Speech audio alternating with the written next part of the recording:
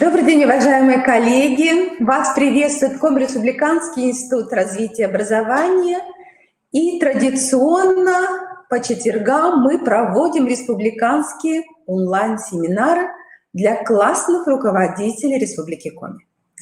Сегодня у нас уже 7-й семинар, и мы очень надеемся, что технология нашего взаимодействия вам уже понятна.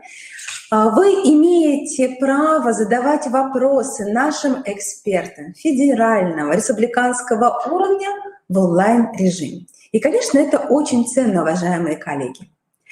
Сегодня наш семинар посвящен теме мобилизации социокультурного потенциала семьи.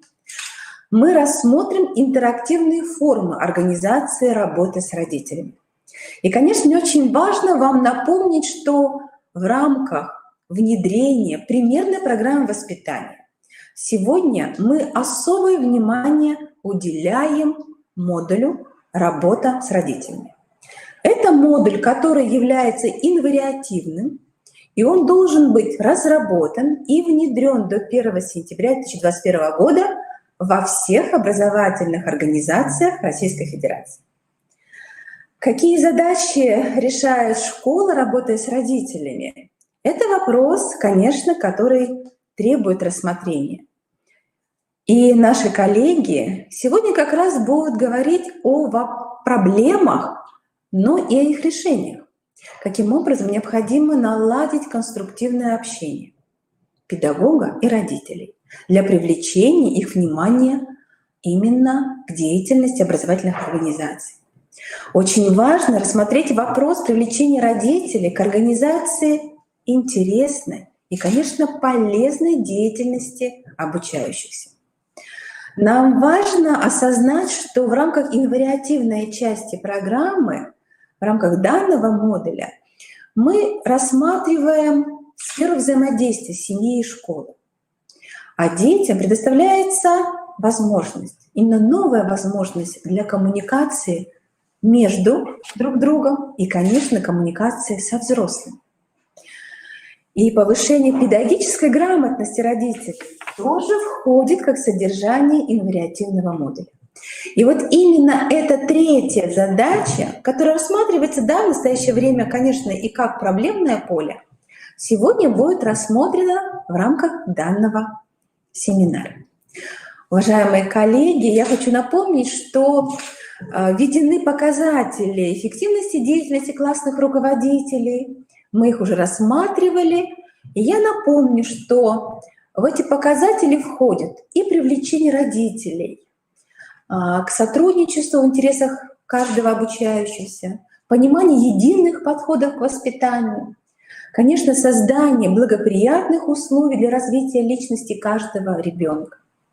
Это и координация взаимосвязей между родителями и другими участниками образовательных отношений, и содействие повышению педагогической компетентности родителей. Итак, уважаемые коллеги, целеполагание определено, и мы очень рады, что наша модель проведения семинара, она остается неизменной. С нами сегодня будут работать федеральные эксперты. Мы очень рады, что Вера Викторовна Ряшина, кандидат психологических наук, ведущий научный сотрудник Федерального государственного бюджетного учреждения Институт изучения детства, семьи и воспитания Российской академии образования, будет открывать наш семинар с очень интересным, важным для наших педагогов выступлением. Далее опыт наших коллег из НТ, Ольга Михайловна Селезнева, которая является уже постоянным, Ольга Михайловна, я думаю, это так, постоянным участником и спикером нашего семинара, представит опыт работы по развитию системы партнерства семьи и школы. Это опыт опорной школы, гимназии номер 2 города НТ. И очень важно, что сегодня вместе с нами региональный эксперт Елена Сергеевна Иванова, которая в настоящее время является депутатом Государственного совета Республики Коми, ответственным секретарем Коми регионального отделения общероссийского отделения Национальной родительской ассоциации. Елена Сергеевна с нами впервые, но мы очень надеемся, что это первое выступление будет очень значимым, и будем надеяться, что подключение Елены Сергеевны будет уже на постоянной основе. Татьяна Васильевна Балыгина сегодня тоже будет с нами принять участие. Это представитель города Сыктывкара, представитель Центра психолого-педагогической, медицинской и социальной помощи. Тоже с нами коллеги сегодня уже на связи.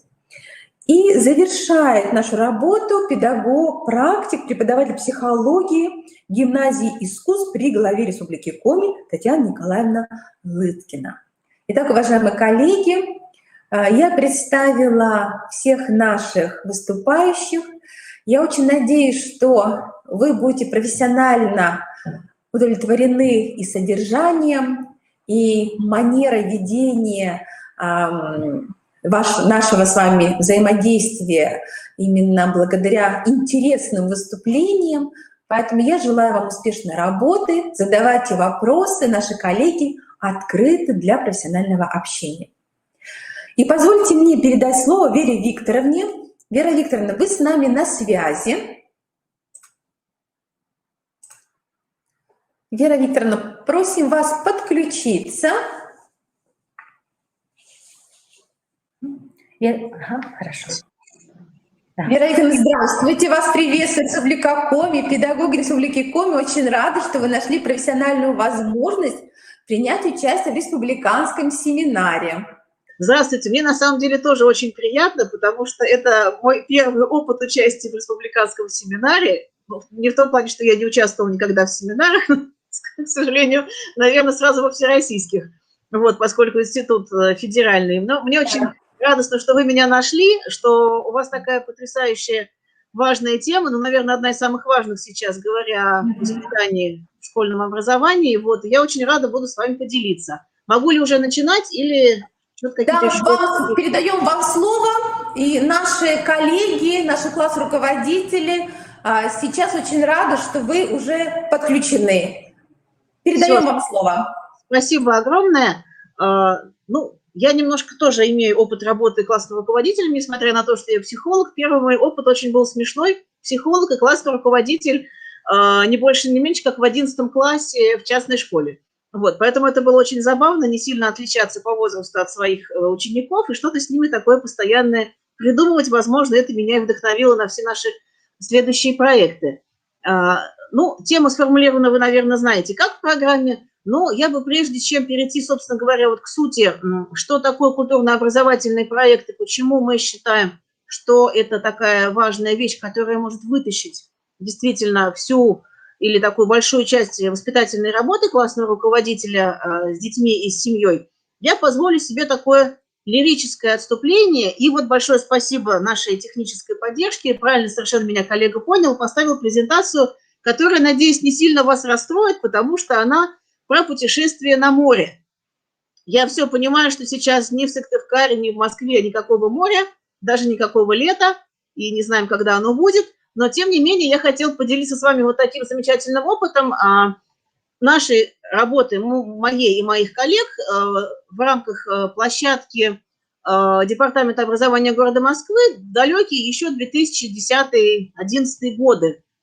Дело в том, что это действительно, почему я с этого хочу начать. Во-первых, это много красивых фотографий, чтобы немножко нас так настроить на позитивный лад. А во-вторых, потому что, ну, как мы знаем, мы все практики, и действительно на практиках и в картинках нам часто легче понять какие-то сложные педагогические, психологические категории. Поэтому, соответственно, пример из жизни. Пример из жизни, жмем на слайд.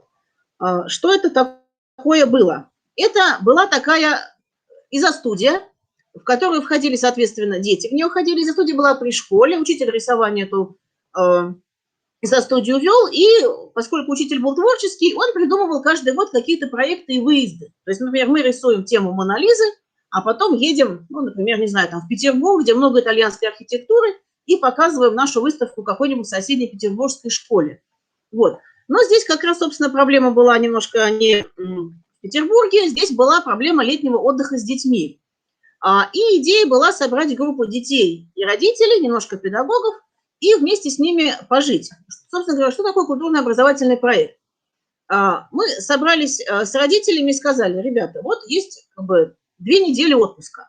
Есть темы, которые рисовали ваши дети. Легенды и мифы Древней Греции. Давайте вместе попробуем съездить, с одной стороны, на море в Грецию, хотя на месте Греции могла бы быть любая другая река или там, район России.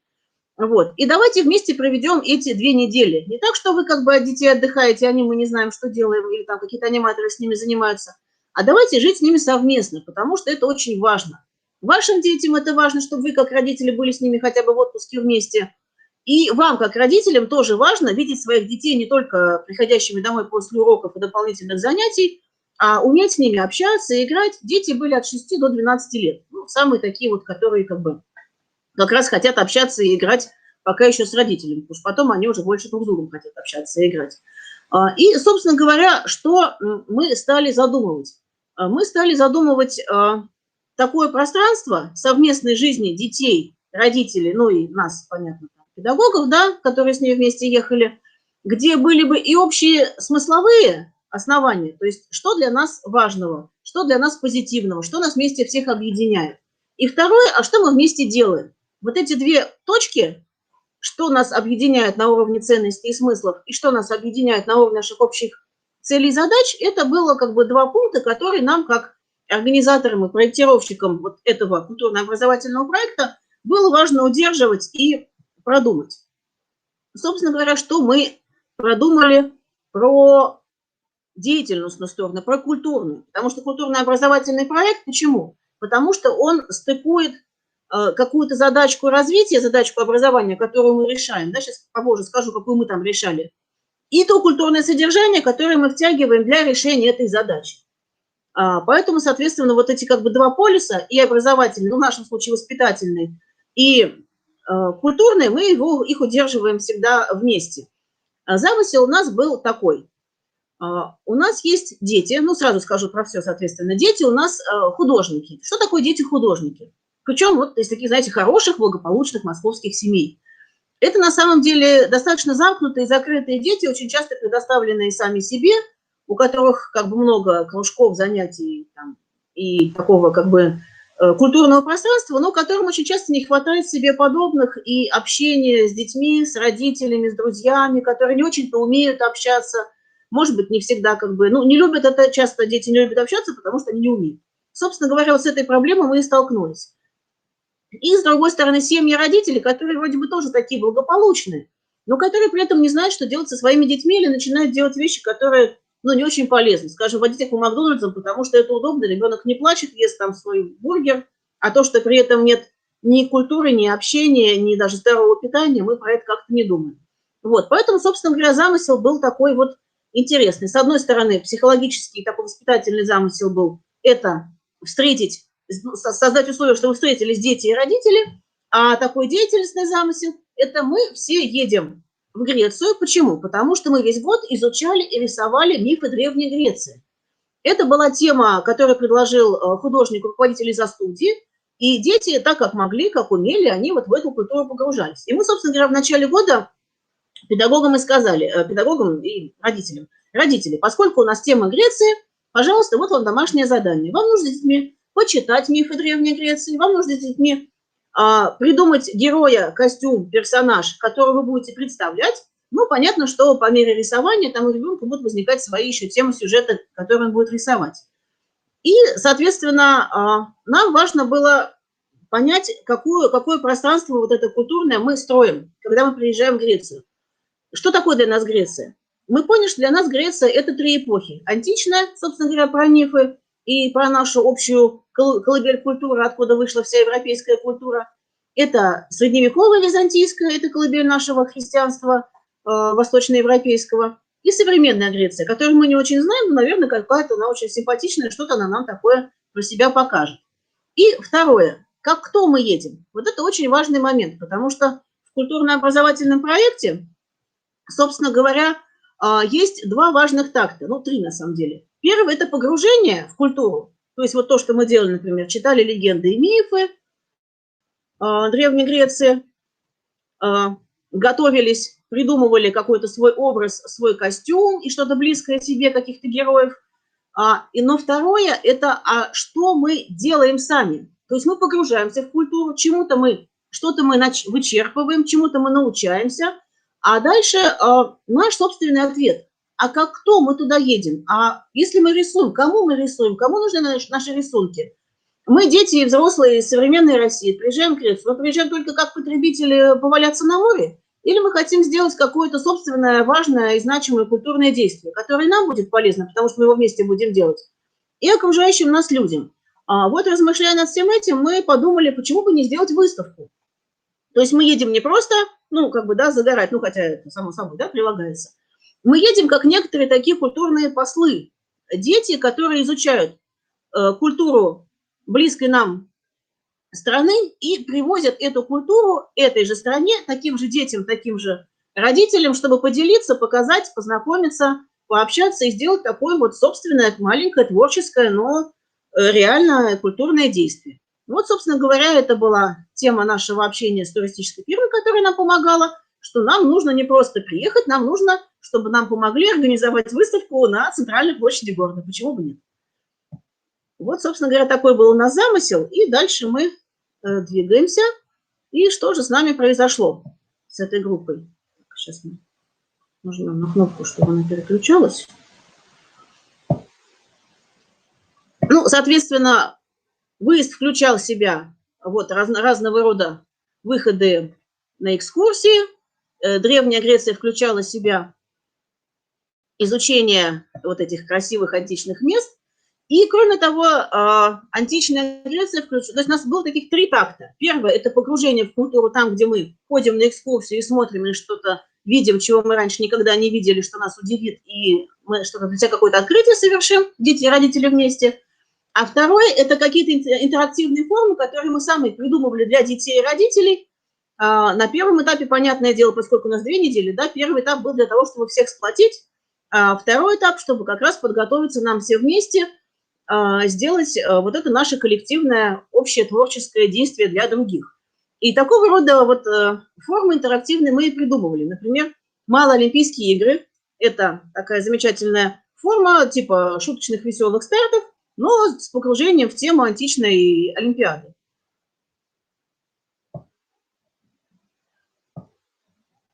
Там метание тапка, стрельба из водяного пистолета. Метание тапка, да. Вторая важная точка, где как раз к которой готовились родители вместе с детьми еще дома, как домашнее задание, это вечер по мотивам древнегреческого эпоса, когда каждая семья представляла костюм. То есть ребенку важно было встать и изобразить из себя любимого персонажа из древнегреческого эпоса, сказать некий девиз, представить, кто он, например, я, не знаю, Зевс, давайте будем украшать мир добрыми делами. То есть так условно, или похищение Европы, например, Это задание готовили заранее родители и дети дома, причем очень часто помогали и бабушки, и дедушки. Родители придумывали всякие ухищрения, чтобы провести длинный трезубец в чемодане. То есть как-то, в общем, все сплотились, и даже те родители, которые не сильно в течение года что-то делали, они действительно как-то к этому отнеслись довольно-таки внимательно. Вся семья должна была представлять, что семья знает и умеет. Следующая тема была посещение общих православных святынь, открытие для себя Греции византийской. И, соответственно, тоже игра, которую мы придумывали для детей и родителей, игра в «Остров сокровищ». Все, наверное, знают разнообразные квесты и бродилки, но мы что здесь придумали? Мы придумали 3 очень простых принципа, которые легли у нас в основу этих игр и интерактивов для детей с родителями. Правила очень 3 простые. Первое – сделать самостоятельно. То, что я, может быть, раньше самостоятельно не делала, а сейчас я делаю. Второе – сделать вместе с другом. И третье – сделать для друга. Или сделать вместе с другом, но для других. То есть, вы понимаете, здесь есть такая некоторая точка, что для ребенка, особенно этого возраста, с 6 до 12, очень важно почувствовать себя самостоятельным, найти друга, но при этом еще очень важно, что я не замкнулся в этом своем кружочке. Мы с другом самые классные, нам больше никто не нужен. А для кого ваша дружба? Кому вы помогаете? Кому лучше стало от того, что вы здесь с другом сейчас находитесь? И поэтому, когда мы придумывали с родителями вместе эту игру «Остров сокровищ», мы обнаружили, что действительно дети, особенно мальчики постарше, они такие как наши любители сейчас сидеть и соревноваться, Я быстрее, я прибежал, я нашел, дайте мне приз первому. Мы сказали, нет, ребята, так не пойдет, давайте думать. Продумали с родителями такую схему, чтобы исключить вот эту вот ситуацию конкурса и обид, когда маленькие там упали, плачут, никому не нужны, а старшие побежали и уже завоевали приз, и тоже, как говорится, им никто не нужен. Мы с родителями договорились, что на каждой станции, где есть подсказка, стоит родитель, он хранитель этой подсказки, он ее детям дает, но только тогда, когда вся группа пришла вся вместе. А группа это от 6 до 12, там вечером дети бегают там по территории, понятно, что все весело, но если какие-то мальчики прибежали первыми, им говорят, так, а где ваша младшая сестренка? Идите, зовите, поднимайте, отряхайте, успокаивайте, пока все не придут, вы не получите следующую подсказку, не сможете прийти на следующую станцию. Вот эти правила мы их заранее ввели и попросили родителей быть вот этими помощниками. То есть они тоже себя почувствовали не только в роли там, зрителей, которые ходят и фоткают, как их любимый ребенок красиво бежит там по травке, но как раз, собственно говоря, родители оказались вот соучастниками и носителями вот этой вот ценности. Ребята, нам важно, чтобы все, чтобы один за всех и все за одного, чтобы никто был не забытый. Вот ходят как раз дети, ищут эти сокровища и подсказки. Ну, кстати, о современной Греции мы обнаружили нам тоже такую подсказку для себя про то, про что мы ехали, потому что современная Греция оказалась такой вот культом семьи, культом детей, какой-то вот такой позитивной атмосферой общения, по крайней мере, то, что мы увидели там за эти 2 недели. Поэтому было очень радостно, что вот да, вот мы про семью, и нас такие вот семьи очень радушные встречают. Ну и, собственно говоря, точка нашего такого социокультурного действия – это выставка на площади, о которой мы договорились вот с местной администрацией, которая нас как-то очень тоже правильно, позитивно поняла, предоставил нам мольберты, автобус, вот такие сувенирчики деткам, там разные кепочки, сумочки, и даже такой свой ответный культурный ход, встречу в центре для детей с особенностями развития, когда там художник-фотограф нам показывал, рассказывал, как он работает с детьми с синдромом Дауна. То есть тоже у нас такое было свое культурное открытие. В этом плане будьте готовыми, что если вы начали заниматься этими культурно-образовательными проектами, начали что-то делать и как-то двигаться в этом направлении и менять ситуацию, то ситуация тоже будет меняться, и вам в ответ вот что-то будет, соответственно, рассказывать и показывать. Почему еще я про как раз вот встречу вот в этом культурном центре, когда родители обнаружили, что мир не такой как бы позитивный, как он кажется, есть много проблемных детей, с ними тоже надо уметь общаться. И дети обнаружили себя еще и детское сообщество, там, собственно говоря, детей греческих, детей русскоговорящих, но живущих в Греции, с которыми, оказывается, можно играть, даже не зная языка, и даже в те игры, в которые дети сейчас не играют, но играли в свое время их мамы.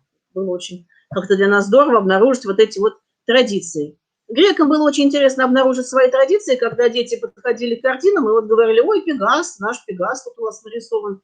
То есть такая вот встреча, действительно культурная встреча, она происходит. И что важно хотелось бы сказать, что вот действительно динамика общения детей и родителей, она для нас была очень важна, потому что мы знали, что за дети с нами едут. Это дети, которым трудно общаться, это родители, которым, в общем-то, тоже трудно общаться со своими детьми, потому что они всякие такие работающие и привыкли обложить ребенка специалистами, но как бы не сильно напрямую вникать в его проблемы, в его состояние. Поэтому к нам подходили многие мамы, говорили, вы знаете, вот моя девочка, у нее нет друзей, она не умеет разговаривать. Мы говорим, хорошо, будем что-то придумывать, чтобы ваша девочка хорошо себя чувствовала. Но это не значит, что мы ходили к ней и консультировали. Это наоборот, мы вообще не обсуждали ничьи проблемы, мы просто продумали несколько точек. Первый из них вечер знакомств, где каждая семья представляла, кто я, с кем я приехал, там, откуда мы. Причем, если ребенок, например, вот стеснялся и не говорил, то вместо нее выходила мама и рассказывала, кто она, с кем она приехала, какая у нее дочка. Понятно, что там были культурные разные мероприятия, которые нас тоже поддерживали в этом, про разные традиции. И следующий как раз конкурс, который мы придумали, вечер друзей, где задания были, понятно, смешные, да, задания, например, там обмотать друга, который обгорел на пляж, то есть сделать что-то для друга. Дальше задание как раз для пары детей, у которых 2 руки связаны, а 2 руки внешние свободные, нужно нарядить папу. То есть разные-разные конкурсы из многообразных игр на сплочение. Почему нам это было важно? Потому что нам нужно было создать вот эту атмосферу, в которой и дети, и родители чувствуют себя непринужденно, могут общаться, могут играть все вместе, заводят каких-то новых друзей, чувствуют вот эту вот, собственно, свою общность эмоциональную и общность, зачем мы здесь все вместе. Зачем мы здесь все вместе? Потому что мы привезли выставку. Мы не просто приехали пообщаться, мы приехали еще привести важную такую вот свою миссию, которую мы показываем этой стороне, сделаем что-то для нее хорошее. Вот, собственно говоря, выставки наших картин и на главной площади. Коллеги, если я буду из регламента выпадать, вы мне про это напоминайте каким-нибудь образом. Про финансирование скажу, да, хотя это понятно, что вопрос такой болезненный, хотя я сейчас перейду к таким обобщающим моментам. Сейчас последнее важное, что оказалось, что такого рода инициатива взрослых, она встретила ответную инициативу от детей. Дети, поварившись в этой атмосфере, предложили свои ходы. Например, они предложили отмечать вместе дни рождения, которые у них там обнаружились за этот период. И мальчик предложил, почему бы нам не устроить футбольный матч между родителями и детьми. То есть это явно как бы никто из организаторов не планировал, даже не надеялся. Ну, вот такая вот замечательная инициатива. Вот. Можно ли теперь перейти к следующей презентации, вот которая вторая была вчера мною загружена? Я пока про вопрос про питание и проживание отвечу. Смотрите, в чем тут дело. Говоря конкретно про этот проект, по-моему, я ничего не пропустила, один вопрос, да, был по проекту. Вопрос был, питание и проживание было за счет родителей. Это была по форме организации такая классическая туристическая поездка с туристической фирмой. Она нам все организовала, мы им заплатили деньги, и мы поехали. Вот. А процент родителей, значит, собственно говоря, в этом такая была немножко хитрость организатора нашего вот коллеги художника, руководителя из-за студии. Он принципиально в такого рода выезды ездит с родителями, потому что понятно, что родитель несет юридическую ответственность. То есть каждый ребенок имеет своего папу или маму, или бабушку, или няню, либо ребенок имеет, родитель имеет там своего сына или дочку, ну, может быть, там одного друга там из класса, с кем он вместе едет, если мама или папа там своя собственная не смогла. Вот. А вот как раз, то есть это вот как бы финансовая сторона. Хотя мы же понимаем, что на месте Греции может быть выезд, не знаю, прогулка по городу, экскурсия, выезд в лесопарк, поход в соседний садик, например, с выставкой. То есть мы не значит, что мы должны вкладывать в это какие-то огромные финансы.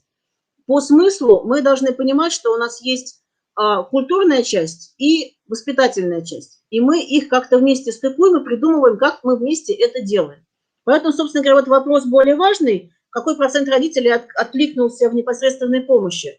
Вы будете смеяться, откликнулись все. Вот, потому что, когда мы их собрали вот на это первое родительское собрание, перед тем, как мы стали планировать выезд, его тему, и сказали: родители, вы много времени проводите с детьми? Они сказали: мало. Понимаем, говорим, сами такие же. А хотели бы, чтобы этот выезд, ну, как бы, то есть вы готовы, что если вы поедете, вы будете это время проводить с детьми?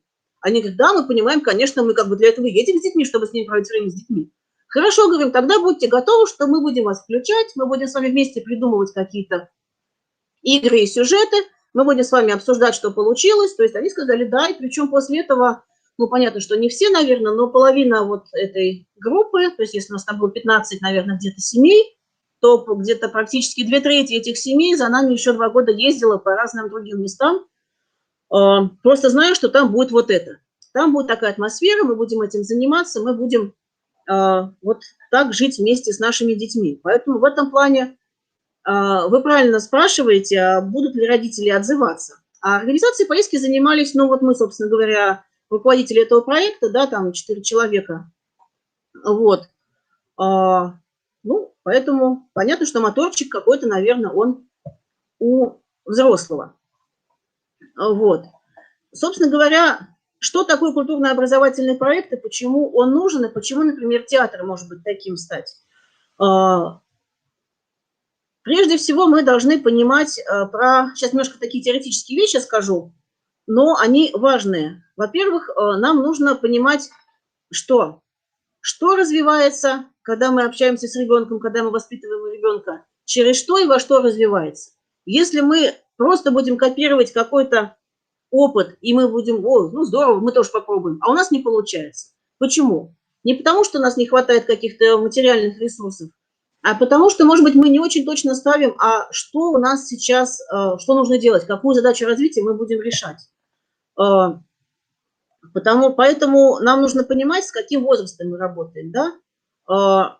Если нагружать детей развитием, всякими формами, но не думать, что им это дает, это тоже не очень хорошо. Если ничего не делать или следовать только за тем, что есть, ну, понятно, что тоже дети остаются в какой-то вот такой немножко не полной ситуации. Психологи, вот антропологический подход Виктора Ивановича Слободчикова, в русле которого мы двигаемся, они выделяют две важные категории. Сейчас скажу два страшных слова, очень философских. Субъективная реальность и событийная общность. Ну, если сказать простому, это две важные задачи у каждого человека. Стать собой и быть вместе с другими. Вот. То есть это то, что как раз вот мы попытались воплотить в формуле стать собой, сделать самому, сделать вместе с другом, сделать для друга и сделать вместе с другом для других вот людей. Вот это некоторая вот динамика задач и развития ребенка, и развития детской взрослой общности. Потому что, например, ребенку в началке, вот ему, наверное, самое главное действительно научиться делать самостоятельно. Ребенок приходит в школу, ему говорят, давай сам, одевайся сам, понятно, там в садике учат, одевайся сам, готовься сам, уроки учись делать сам. Дальше человек должен научиться дружить и взаимодействовать. Взаимодействовать по поводу какого-то дела, игры, уроков, коллективного творческого дела. Сделать вместе с другом. То есть найти, что если я что-то сам не умею делать, мне как раз другой для этого и нужен, я должен уметь с ним договариваться. Это вторая задачка, которая решает как раз прежде всего и старшая ступень, старшие группы дошколки и начальная школа. А вот дальше уже как раз сделать вместе с другом для других. Это как раз тема и подростков, и старших классов, когда очень часто проекты заканчиваются, проектные работы, их очень много, например, бывает в началке, а потом в средней школе подростки почему-то никаких проектов им не интересно. А почему не интересно? У них куча проектов, но они не попадают в школу, к сожалению. Вот. И если учитель вот в таком в контакте с ребенком остается и говорит, о, здорово, а чем ты занимаешься? Давай-ка попробуем в школе это делать. Или там со школы вместе попробуем это сделать для кого-то и как бы тебя обогатить, и мы что-то доброе, какое-то дело придумываем. Тогда действительно проект подростка, он становится действительно культурным. А с другой стороны, он начинает решать образовательную задачу того, что у этого подростка появляются какие-то новые цели в жизни, он социализируется, он уже не просто там, не знаю, где-то там рисует какие-то программки, да, или там на гитаре играет, а он, например, концерт делает для там тех же детей в классе, да, или для семей своих знакомых. Вот, здесь как раз вот этот момент. Что такое событийное образовательное общество и почему мы говорим, что она источник развития ребенка? Событийная общность – это такая организация людей, которую, на мой взгляд, как раз классному воспитателю прежде всего надо строить. То есть не любой класс, не любая семья даже, она не всегда будет событийной образовательной общностью, а только такая, в которой есть два типа отношений. Первое – это как раз ценностные основания общие, зачем мы вместе собираемся. И второе – целевые, это что мы будем вместе делать. Вот. И если такого рода общность нами строится, ну, не знаю, вот, например, вот почему я буду дальше говорить по театральной студии, потому что там как раз это очень четко, легко как бы проследить и легко организовать. Да, мы собираемся вместе, нам интересно, мы можем попить чайку, там, мы можем поговорить о фильмах, которые нам нравятся, там, кто что смотрел, кто что читал, кто где был. Но это еще не общество, это некое сообщество. Оно образовательные и воспитательные цели еще не решает. Или решает, но очень стихийно. Класс в целом, он тоже не общность. У класса есть целевая сторона. Мы с вами учимся. Мы сегодня изучаем эту тему, завтра изучаем ту тему. А у нас есть целевая сторона, но не всегда мы собираемся вместе попить чайку. Не всегда мы остаемся вместе поболтать после уроков. Не все дети подходят к учителю поспрашивать что-то за пределами учебника или поделиться какими-то впечатлениями, что у них дома происходит. Вот если в классе складываются такие отношения, да, какие-то ценностные, эмоциональные, а целевое основание остается, то мы тоже становимся как раз вот такой вот детско-взрослой общностью, которая помогает ребенку расти, которая помогает ему развиваться, и то, что он может делать сегодня сам, завтра он может сделать уже вместе с другом, вместе со всем классом, а потом уже послезавтра и сам тоже. То есть, вот, собственно говоря, задача классного воспитателя, чем бы он ни занимался, с детьми, уроками ли, какими-то дополнительными творческими делами. Я здесь немножко пропущу, презентация, наверное, будет доступна, и можно, наверное, будет потом к ней вернуться, кому будет интересно. Собственно говоря, если такого рода событийную образовательную общество удается строить, то воспитание и решение конкретных задач воспитания отдельного ребенка и общение ребенка и его родителей, общение классного руководителя его семьи, это уже тогда удается решать такого рода задачи. Почему мы говорим, что культурно-образовательный проект может помогать решать такие задачи? И как, собственно говоря, это строить? Тут есть несколько этапов. Первый этап – это понимание, что у нас за проблема, что мы будем развивать, что мы должны воспитать, чему нам нужно учить. Ну, например, вот на примере нашего проекта выезда детско-взрослой группы, да, мы понимали, что проблема обыкновенная – детский эгоизм, родительский эгоизм, ну и детская вот такая застенчивость, потому что они как бы не привыкли, не умеют общаться, и у них не так много пространств, где они могут этим заниматься. Родительский эгоизм, потому что они привыкли откупаться от детей и не проводить с ними время вместе, и, собственно говоря, воспитанием-то не занимаются. Они как бы их так обучают, развивают, а что получится, да. Вот. И если мы эту проблему сфокусируем, что нам сейчас нужно сюда двигаться, нужно это сейчас достраивать, создавать какую-то нужную среду, в которой вот эти вот способности, которых не хватает, они достроятся. Они не достроятся у одного отдельно взятого ребенка, но они могут достроиться, пока мы все вместе. Когда мы видим, что у нас получается, что не получается, что делать, если не получается, и вот с помощью наших разных общих дел мы вот это вот правильный способ действия, мы его формируем, мы его закладываем. Для этого нам, собственно говоря, все наши культурно-образовательные проекты и нужны. То есть мы начинаем размышлять, что за проблема у нас, да, и с помощью какого культурного содержания мы эту проблему можем решить. Например, если у нас есть вот эта многообразная культура, там, культура Древней Греции, культура героев, культура святых, культура там рыцарей, там, культура каких-то походов, путешествий, да, вот во что ребенок будет погружаться у нас. И мы говорим, мы поедем на тему путешествий, да, путешествий и каких-то культурных таких вот ярких дел, когда люди строили храмы, рисовали картины, открывали новые земли, сражались с врагами, помогали друг другу. Вот. Нам для того, чтобы дети преодолели свой эгоизм, и родители тоже, нужно погрузить их в тему героизма. То есть, понимаете, да, мы ищем культурное содержание, которое будет по теме близко, будет отвечать на ту проблему, которую мы сформулировали сейчас. Например, мы видим, где есть примеры самопожертвования, да, у святых, у героев, у путешественников, у разных культурных деятелей. Начинаем это все втягивать. И кроме того, дальше начинаем строить какие-то ситуации, да, вот игры, обсуждения, там, рисование, да, экскурсию, которые будут напитывать детей. То есть первый шаг, когда мы обнаружили, в чем наши проблемы, какое культурное содержание нам для этой проблемы будет важно, мы начинаем погружать детей в это культурное наследие. Начинаем с ними читать, начинаем с ними обсуждать, начинаем с ними рисовать, если они совсем маленькие, начинаем смотреть фильмы и устраивать обсуждения фильмов, если это большие дети. Да, то есть здесь как раз вот вопрос уже, вот чем старше ребенок, тем более как равные мы должны с ним говорить, а чем младше ребенок, тем больше тут подходит язык вот такой непосредственно наглядный, да, рисование, там какой-то вот такой простой пересказ, может быть. Где здесь появляются родители? Родители, конечно, вы правильно совершенно меня вот здесь спрашивали, кто из родителей откликнулся. Здесь, знаете, как в любой ситуации, если мы смотрим на детский класс, у нас всегда будут разные дети. Есть, которые такие сразу наши, они такие активные, везде за нами пойдут, им с нами классно. Такие активные и позитивные. Есть такие позитивные, но пассивные. То есть они, например, пойдут, но только если пойдут активные. Более пассивные тоже пойдут.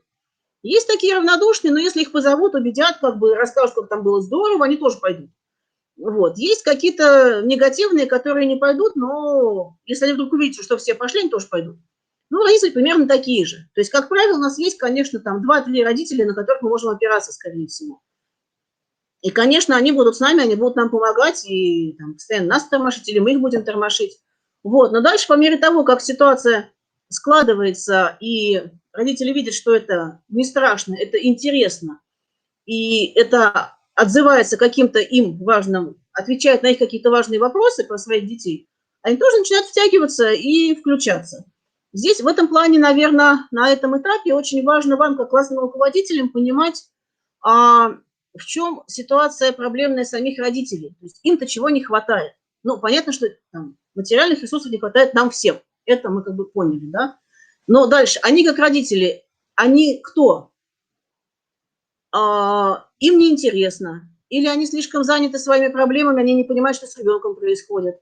Или им не хватает времени, им не хватает понимания, что нужно. Или они, может быть, и рады бы помочь, но как бы не знают, чем именно нужно помочь. Вот. Или просто тоже они нормальные замотанные люди, им бы немножко выдохнуть и переключиться. То есть вот здесь вопрос, вот, ну, как правило, если мы уже там как бы, да, общаемся с людьми, живем в этом городе, мы примерно знаем, чем живут люди этого возраста, этого пола, этого рода занятий. Да? Поэтому мы можем примерно для себя понять. И можем понять, за что мы можем зацепить тех или иных родителей. Кто-то придет, потому что ему хочется прийти сюда, чтобы, там, не знаю, выйти в люди, если это мама домохозяйка, да? Кто-то придет, такой сознательный родитель, потому что он понимает, ради своего ребенка нужно приходить во всем участвовать, это полезно. Ну, кто-то придет, что сказали, а потом увидит, что интересно, и тоже останется. Вот. Тут вот как раз момент такой вот как бы. Но если мы начинаем двигаться, начинаем людей приглашать и говорить, давайте вот встречаемся, давайте обсудим, что с вашим ребенком, что мы можем вместе интересного делать, что сейчас самое необходимое. Вот. Ну, нужно искать, вот, через какие, через что родителя мы можем вытащить. И, собственно говоря, когда мы в эту культуру погрузились, да, когда, например, вместе съездили на выставку или вместе съездили, там, не знаю, на какой-то выезд, там, на спектакль вместе посмотрели, что-то вместе почитали, посмотрели фильм, да, и стали обсуждать, а мы-то что здесь можем делать? То есть вот когда мы с этими родителями и детьми стали планировать наш выезд, мы понимаем, что это из-за студии. Из-за студии вещь такая довольно-таки замкнутая. Мы рисуем, да, то есть мы почитали про Древнюю Грецию, мы поинтересовались мифами, мы нашли там замечательные героические образы, да, и мы хотели их нарисовать. А что дальше? А дальше кому мы будем рисовать? Кому это интересно? Что мы можем сделать? И вот, собственно говоря, вот эти вот все идеи, что мы можем сделать, они здесь начинают обсуждаться уже совместно, и какие-то идеи дети предлагают, да, какие-то родители. Вот, собственно говоря, их какие-то активности здесь могут быть.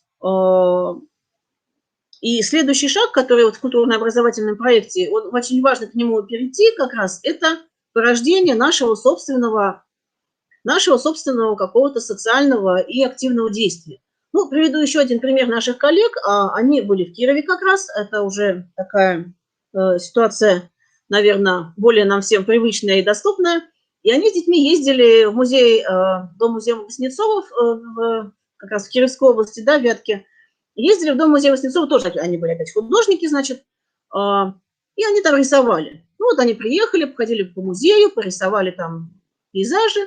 Вот. Ну, еще раз приехали, их очень хорошо принимают, очень тепло, как-то очень радушно, там пожилые смотрители музея, понятно, что люди, которые не богатые, но вот как бы ради культуры это и живут, и очень всем рады. И дети спрашивают учителя, такие хорошие, а может, чуть мы для них полезное сделаем? Вот мы все время приезжаем, они нас так принимают хорошо, может быть, мы что-то им, чем-то помочь им можем? Ну, пошли смотреть, как там что устроено. Может быть, помочь кому-то нужно? Они говорят, ну, знаете, у нас здесь вот лесенка к реке, там очень плохие ступеньки, они все из земли. Ну, в смысле, такие земляная, да, лесенка. Вы не могли бы нам помочь их там подкопать получше, чтобы они поровнее были? Ну, мальчики пришли, там взяли лопаты, помогли. То есть какое-то простое детское действие оказалось. Но для них это оказалось очень важной точкой перехода, что мы не просто приезжаем как потребители, да, но мы приезжаем чем-то помогать. Ну, сейчас, наверное, трудно этим удивить, потому что проектов волонтерства, их довольно-таки много уже разных, да, можно найти, где помогать, кому помогать, зачем помогать. Но здесь очень важно вот точно понять, чтобы это не было, ну, некой имитацией, да, что мы просто придем, отчитаемся, что мы ходили как волонтеры, но ничего не произошло. Тут очень важно понять, что мы действительно хотим собраться, понять, кому нужно помочь, чем помочь, и как наша творческая деятельность может вам помочь. Ну, если мы ставим спектакль, потом приходим, не знаю, к малышам, да, начинаем им этот спектакль показывать, играть с ними, как-то взаимодействовать. Получается искренне, мы видим действительно, о, здорово, получилось. Вот. Или в больницу, например, приходят, тоже, соответственно, вот такая будет уникальная ситуация.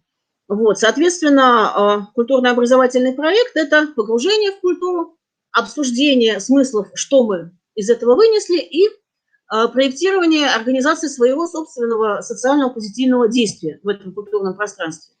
Ну и в конце, понятное дело, это, соответственно, рефлексия и обсуждение, что произошло, что с нами получилось. Что с детьми произошло? Решили ли мы ту проблему эгоизма, которая у нас там стояла у них, да, например? Ну, в принципе, знаю, что дети там года 3 подряд потом ездили, нашли друзей, старались как-то вот вместе держаться, друг дружке помогать. Ну, вроде бы, наверное, немножко да. По крайней мере, какую-то точку переломили. Вот. Что произошло с образовательным сообществом, да? Чему научились вместе дети и взрослые? Какие новые творческие инициативы появились? То есть тот факт, что родители из позиции, ну, мы тут вам сдали детей, мы тут с вами поедем, мы вам деньги дадим, но мы ничего не собираемся. Вот из этой позиции родители превратились в таких нормальных союзников, помощников, соорганизаторов. Это для нас, конечно, тоже было открытие. Мы не думали, что будет такое довольно-таки длинное продолжение, и готовность родителей включаться, помогать, что-то вместе придумывать, искать какие-то еще места, куда можно пойти и так далее. Вот. Поэтому, собственно говоря, здесь можно размышлять, что получилось, что не получилось, например, да, и не получилось, то почему. Вот.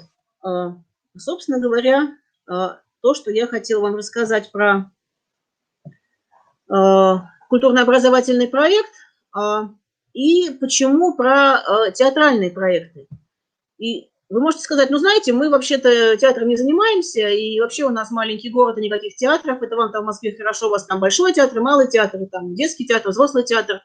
Я скажу, почему театр. Потому что, наверное, вы понимаете, что современное образование очень индивидуализировано, вообще жизнь современная очень индивидуализирована, и родители на работе, и все по одному, и дома все по одному, и в школе все по одному. И театральная деятельность, она остается одним из немногих, в общем-то, пространств, наверное, спорт и театр, наверное, да, где люди вместе собираются, и общее дело, общий результат не получится, если мы не будем вместе работать друг на друга. Но при этом мы, работая друг на друга, должны проявить себя, ну, с какой-то своей интересной творческой стороны. Вот, еще как-то вот найти в себе эту интересную сторону, преодолеть свою застенчивость или, наоборот, преодолеть свою там слишком большую демонстративность, да, и вот сыграть как команда и в то же время раскрыться. Поэтому даже если вы чувствуете, что вы никакой театральный режиссер, вы, может быть, учитель химии или математики или начальных классов, но это совершенно вам не должно мешать, если вы понимаете, что вам нужно какую-то интересную вещь с семьей начать делать. Почему с семьей? Потому что, ну, во-первых, театр тоже это как бы традиция семейных театров, традиция капустников, традиция каких-то творческих посиделок и творческих самодеятельностей, она была всегда. И в советской школе она была всегда, и в российской школе 90-х, нулевых она была. Поэтому в каком-то смысле мы, как культурные люди, говорим, театр в нашей отечественной школе – это очень классная форма, очень классный метод, которому лет, наверное, уже, 100. Им занимались и наши первые педагоги, и в семейной педагогике всегда были семейные театры, когда дети с родителями ставили спектакли, дети ставили спектакли, показывали родителям. Про это можно почитать, если вы найдете книжку Станиславского «Воспоминания его о собственной жизни», Станиславского. Он как раз вспоминает, как они там с детьми играли в театр. Ну, понятно, что как бы семья культурная, они играют в театр. Но в каком-то смысле это естественная потребность человека играть, как-то взаимодействовать, не знаю, там, наряжаться и кого-то представлять, мы все понимаем, что это что-то очень естественное. Поэтому если даже мы не имеем никакого профессионального образования, но хотим во что-то вместе поиграть, это совершенно нормально, и родителям это, в принципе, должно быть, ну, понятно, что все будут стесняться и говорить, ах, ну, я же не... Ну, знаете, как на свадьбах бывает, да, я тут вам не играю ни во что, потом вот здорово, все поиграли, я тоже поиграла, мне понравилось. Что имеется в виду? Что через форму вот каких-то творческих импровизаций, капустников, заданий на тему что-то изобразить, что-то представить, очень легко втягивать родителей, если они пришли и ничего такого как бы не хотят с вами делать. Они просто пришли, потому что вы их пригласили. на классное собрание, на какой-то классный огонек, на какой-то детско-взрослый классный вечер, не знаю, там, может быть, там совместный просмотр фильма про детей и родителей. То есть, вот, в принципе, не знаю. Можете взять, если у вас подростки, да, например, там, фильм «Тимур и его команда» и посмотреть. И потом обсудить с детьми и родителями. Слушайте, а что это вот вообще такое было за движение, да, тимуровцы? А сейчас что это? Вот что это за книга такая «Тимур и его команда»? Про что это? А давайте попробуем, может быть, ее, там, не знаю, почитать по ролям. Или поспрашивать родителей про их там тимуровский там опыт. Был ли у них? Или у их бабушек и дедушек было, а родителей уже ничего не было, они уже там в 90-е росли. Вот. А мы можем с этого про это сделать что-то в нашем классе, не знаю, тимуровцев. Или, не знаю, или пьесу подготовить такую «Тимур и его команда», где будут участвовать и родители, и дети, потому что родители немножко понимают, о чем речь идет, а дети пусть, ну, тоже поймут. Вот. Поэтому вот первая точка, с чего могли бы начать, это действительно подумать, вообще какой опыт таких вот активных встреч есть в нашем классе или нет, но хотелось бы, чтобы он был. Вот. И вообще, про что живет сейчас наш класс, чего нам не хватает, что родителям не хватает, что детям не хватает. Есть у нас вообще места, где мы встречаемся не как учителя, ученики и родители, а как нормальные люди. Ну, по опыту вот нашего общения, какого-то чаепития после урока вполне достаточно. Чай, печеньки, штука достаточно бюджетная. Я понимаю, что, не знаю, вот я еще многие наши театральные студии, вот я сама хожу, это театральная студия при воскресной школе, ребята, там с бюджетом все хорошо, поверьте мне. Чай с печеньками, больше никто ни на что не претендует. Но вопрос не в бюджете, вопрос именно в атмосфере, что мы готовы, ну вот, немножко развернуться друг к другу. Вот. Ну, предположим, пришли к вам родители. И вот вы с ними собрались, вы во что-то поиграли даже, может быть, что-то придумали. Очень, кстати, дети вам в помощь, на самом деле. Как только вы начинаете работать с родителями, представляете, что дети, они становятся вашими союзниками. То есть они для вас становятся в совершенно другой позиции, чем были раньше. Вы можете, даже если у вас такая сверхзадача, втянуть семью и делать какие-то детско-взрослые проекты, вы можете родителям вообще всего в последнюю очередь обсуждать с детьми. Ребята, я собираюсь пригласить в класс ваших родителей, но так, чтобы они пришли. И чтобы им было интересно, потому что я не собираюсь их ругать. Это не родительское собрание без вас. А наоборот, вы мне должны помочь, потому что я хочу что-то такое интересное в классе сделать, чего раньше не было, и нам это нужно для чего-то, для чего-то. Может быть, вы, кстати, учитель истории, и вы хотите начать раскопки в вашем районе и посмотреть, что там осталось из прошлых эпох, не знаю, там, викингов или ваших коренных народов. Извините, если я кого-то обидела, я там не все знаю про историю. Но смотрите, в чем ход. Во-первых, вы говорите детям: дети, я хочу позвать ваших родителей, помогите мне. Дети такие сразу чувствуют, что они нужны, они взрослые, и вы с ними начинаете обсуждать, а как нам пригласить родителей, что лучше сделать, во что поиграть, чем угостить, как их рассадить, как столы в классе переставить, потому что с этого уже все начинается, там, то ли в кружочек, то ли маленькими столиками, как в ресторане, то ли устроить это какую-то литературную там гостиную какую-то музыкальную, то ли танцевальный вечер, то ли день рождения класса, то есть что-то такое придумать. Вот. Ну, если вы так, в конце концов, дорастете до того, что действительно мы все придумаем и будем делать именно пьесу, потому что у нас, например, новогодний там праздник, и нам нужна пьеса про Новый год, вот, или у нас нужна там, нам нужно что-то еще к 8 марта поздравить мальчиков или поздравить девочек. Ну, собственно говоря, дальше вы можете что? Найти готовый сценарий в интернете. Или найти классику и посмотреть какой-то хороший сценарий по какому-то классическому произведению. Либо вы можете придумать, найти, есть такие методики, да, я тоже, в принципе, ими занимаюсь, можете пригласить меня, я вам скажу. Называется «Сочинение сказки по волшебно-сказочной структуре». Тоже можете просто пригласить всех родителей и сочинить вместе с ними сказку, с детьми и родителями, а потом ее поставить.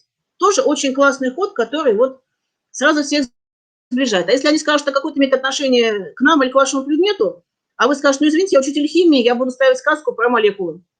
А вы можете им сказать: вы знаете, родители, дети ничего не понимают в химии. Почему не понимают? Потому что они не умеют читать учебники, им там скучно. Я хочу с ними придумать театрализацию, чтобы мы сыграли молекулу, чтобы мы сыграли какие-то взаимодействия между веществами, и тогда дети лучше поймут, о чем идет речь. Я не совсем фантазирую, это действительно существуют такого рода методики, они называются психодрама или они называются арт-терапия, и, в принципе, можно даже найти в интернете такие ходы, когда математика, химия, то есть не только гуманитарные предметы, но и предметы такого технического, скажем так, цикла, они осваиваются детьми через вот драматизацию, через игру, через какую-то натурализацию такую, да. Ну, если кто помнит, там, старый-старый советский фильм «Чапаев», когда Чапаев там эти войска там картошками строил. Ну, вот примерно вот так же. То есть мы как бы играем в эту такую тему, да, придумываем такую математическую сказку там, или химическую сказку, через это дети знакомятся лучше с такими понятиями, да, они для себя их как бы материализуют, они их могут пощупать как-то, все эти отношения, модельки такие построить наглядные. А если вы втягиваете в это родителей, у вас получается на самом деле реальный и учебный, и воспитательный проект. Потому что вы говорите: родители, вы нам нужны. Мы должны придумать интересное мероприятие, чтобы дети лучше поняли химию там, или математику. Мы без вас не сможем. Приходите, пожалуйста, будем думать, сочинять и так далее. Вот. Ну, собственно говоря, это я вот так навскидку, да, про технические дисциплины и про учебный смысл, через что мы можем привлечь родителей. Потому что какой родитель скажет, что мне все равно, как учится мой ребенок? Никому не все равно, да? Вы можете через воспитание зайти, да, сказать: ребята, сейчас большая проблема, не знаю, там, детского одиночества, да, что ребенок предоставлен сам себе, он наедине с интернетом, и там непонятно, что он там найдет.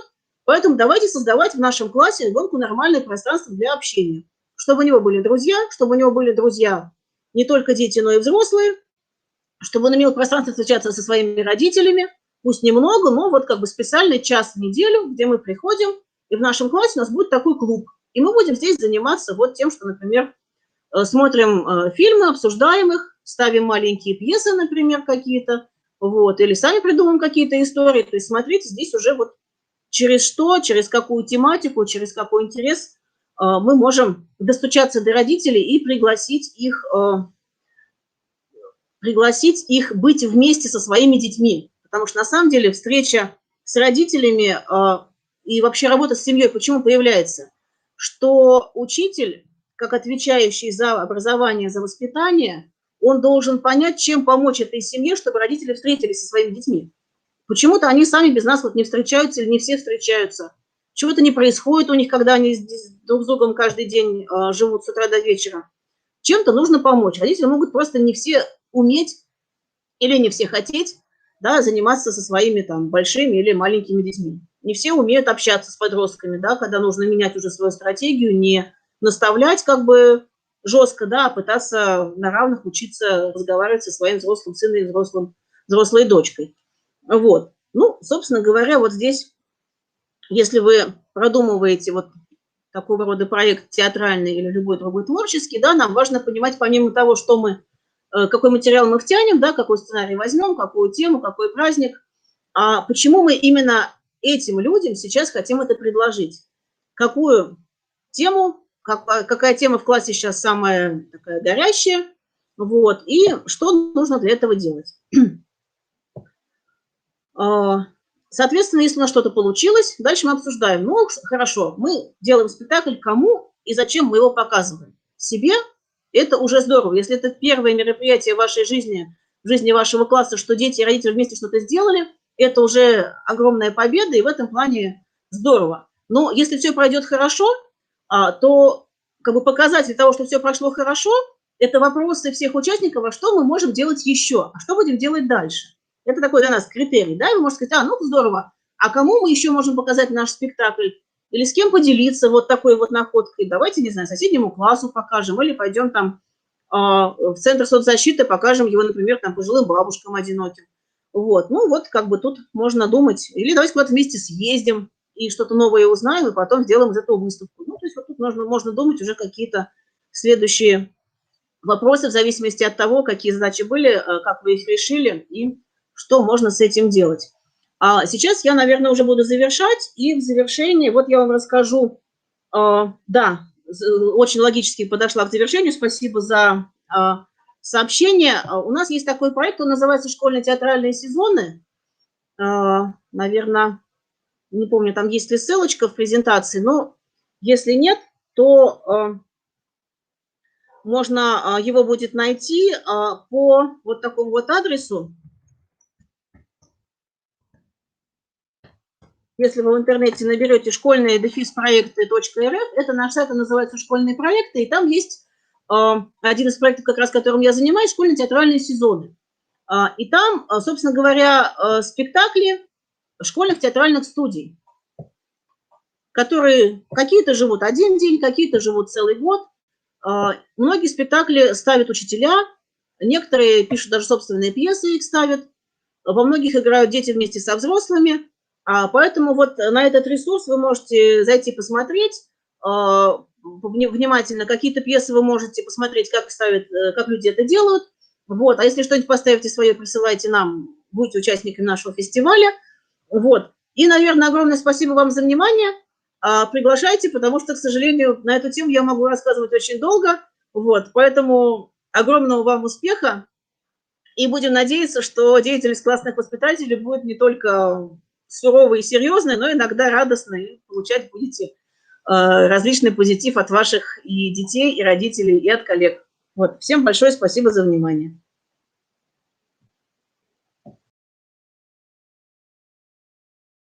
Интересное, яркое событие, даже информационное, которое вы нам сегодня предложили. Вы невероятно харизматичный, яркий педагог, который действительно, как вот мы тут отметили с коллегами, горит на работе, что называется, зажигает других и приносит в эту жизнь, в жизни детей и родителей действительно праздник. Спасибо вам большое. Мы очень надеемся на дальнейшие с вами встречи и знаем, что у нас мы обсуждаем некоторые проекты по сотрудничеству.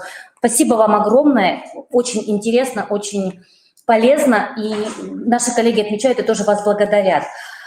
А сейчас, уважаемые классные руководители, я бы хотела передать слово нашему следующему спикеру из города Инты, Селезневой Ольге Михайловне, заместителю директора по учебной работе муниципального бюджетного образовательного учреждения «Гимназия номер 2». Ольга Михайловна всегда тоже идет к нам навстречу, участвует во многих наших семинарах. И сегодня гимназия номер 2 поделится с нами развитием системы партнерства семьи и школы. Представит опыт опорной школы. Это наша опорная школа из Инты. Итак, Ольга Михайловна, мы хотели бы, чтобы вы подключились и вас увидеть, услышать. Ага, замечательно. Связь, пожалуйста, хорошо видно, слышно презентацию. Вас тоже замечательно видно и слышно. Мы ждем ваш доклад теперь. Спасибо. Добрый день, уважаемые коллеги, участники нашего сегодняшнего семинара. Сегодня я буду рада поделиться с вами опытом развития системы партнерства семьи и школы, который наработан в гимназии номер 2. Положение методических рекомендаций от 12 мая 2020 года по организации работы педагогических работников, осуществляющих классное руководство в общеобразовательных организациях, определяют, что одним из важнейших принципов организации социально значимых задач и содержания воспитания, а также успешной социализации учащихся являются кооперация и сотрудничество субъектов системы воспитания, то есть семьи, общества, государства, образовательных и научных организаций, а также признание определяющей роли семьи ребенка. Условиями успешного решения приоритетных задач в области воспитания и социализации учащихся является взаимодействие с родителями учащихся, повышение их педагогической компетентности, в том числе в вопросах информационной безопасности детей, поддержка семейного воспитания, семейных ценностей, содействие формированию ответственного и заинтересованного отношения семьи к воспитанию ребенка.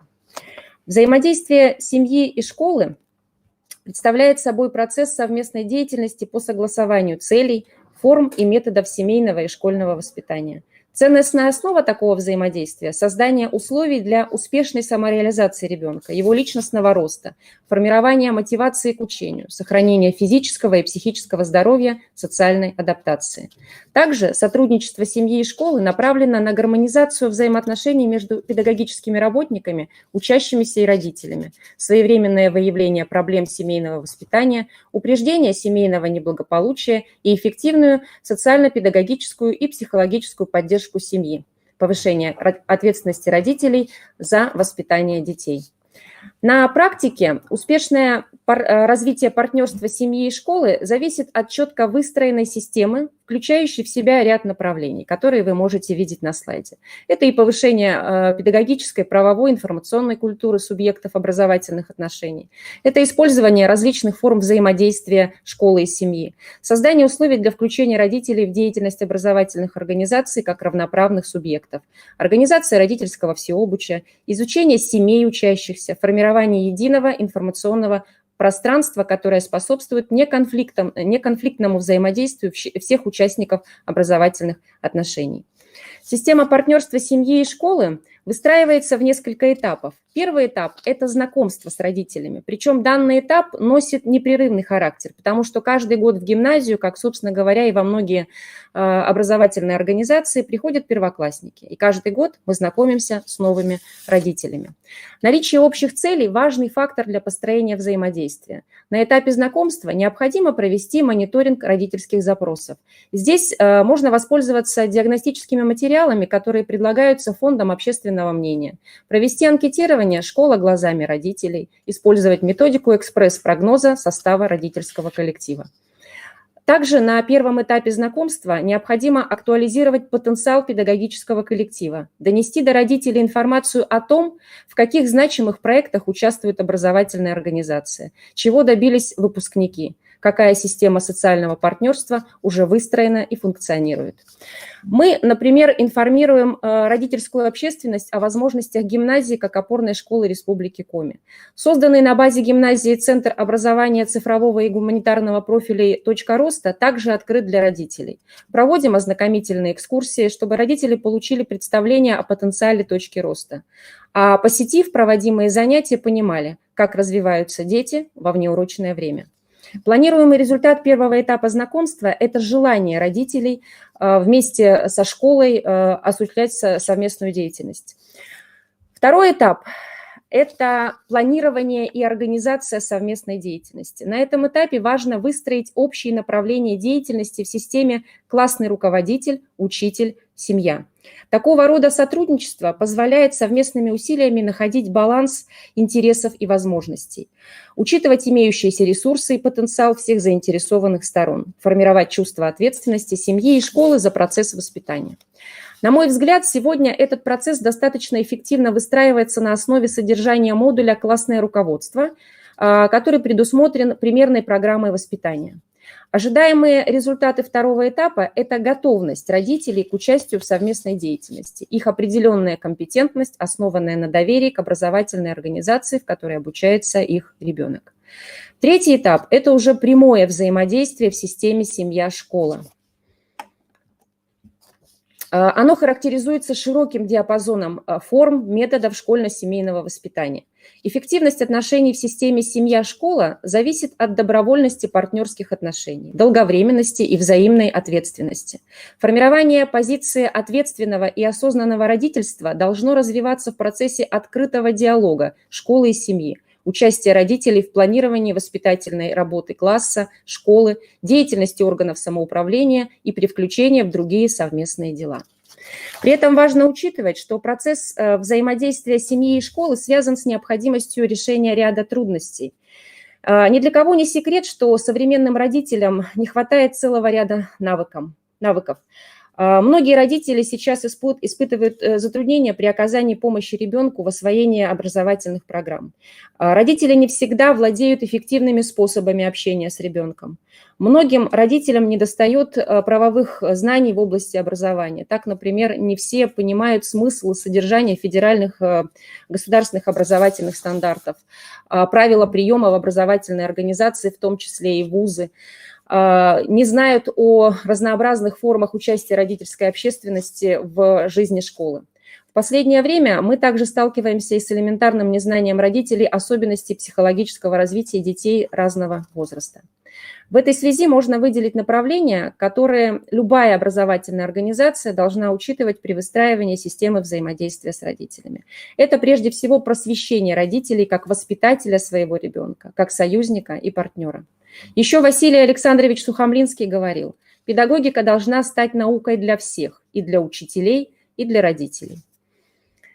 В повседневной практике любая образовательная организация использует богатый методический арсенал для того, чтобы эффективно организовывать работу с родителями. Сюда можно отнести следующие хорошо вам известные формы взаимодействия. Это родительские собрания, которые являются самой распространенной формой взаимодействия. Это дни открытых дверей. Данное мероприятие, открытое мероприятие проводится при совместном участии педагогического коллектива, учащихся, родителей. Оно позволяет непосредственно знакомиться с условиями образовательной деятельности. Круглый стол – это форма обсуждения актуальных проблем воспитания учащихся. Во время таких встреч родители, классный руководитель, учителя, предметники на паритетных началах вырабатывают формы взаимодействия в той или иной ситуации затруднения. Школа для родителей, которая объединяет участников группы в зависимости от тех проблем, с которыми родители сталкиваются, в зависимости от возраста учащихся, наличия или отсутствия опыта воспитания. Это могут быть школы молодых родителей, школы будущих первоклассников, школы для родителей одаренных детей, для родителей выпускников, школы отцов и так далее. Одна из эффективных форм взаимодействия семьи и школы – это час учителя. Это форма взаимодействия, при которой учитель и родитель или группа родителей имеют возможность для периодических встреч, для решения текущих проблем воспитания и обучения. Еще можно привести в пример родительскую конференцию, которая является открытой площадкой взаимодействия для решения важных направлений развития образовательной организации, потому что на родительских конференциях мы действительно от родителей получаем очень важные и полезные импульсы о том, как, например, развивать материально-техническую базу образовательной организации, какие конкретные направления жизни школы необходимо развивать. Мне бы хотелось поделиться опытом гимназии по формированию системы эффективного партнерства семьи и школы. Думаю, что я Америки не открою, но, возможно, что-то вам покажется полезным. Основной формой интерактивного взаимодействия семьи и школы по-прежнему остаются родительские собрания. Правильно и эффективно спланированная и организованная ежегодная линейка родительских собраний является важнейшим инструментом просвещения, обучения, оказания индивидуальной помощи родителям.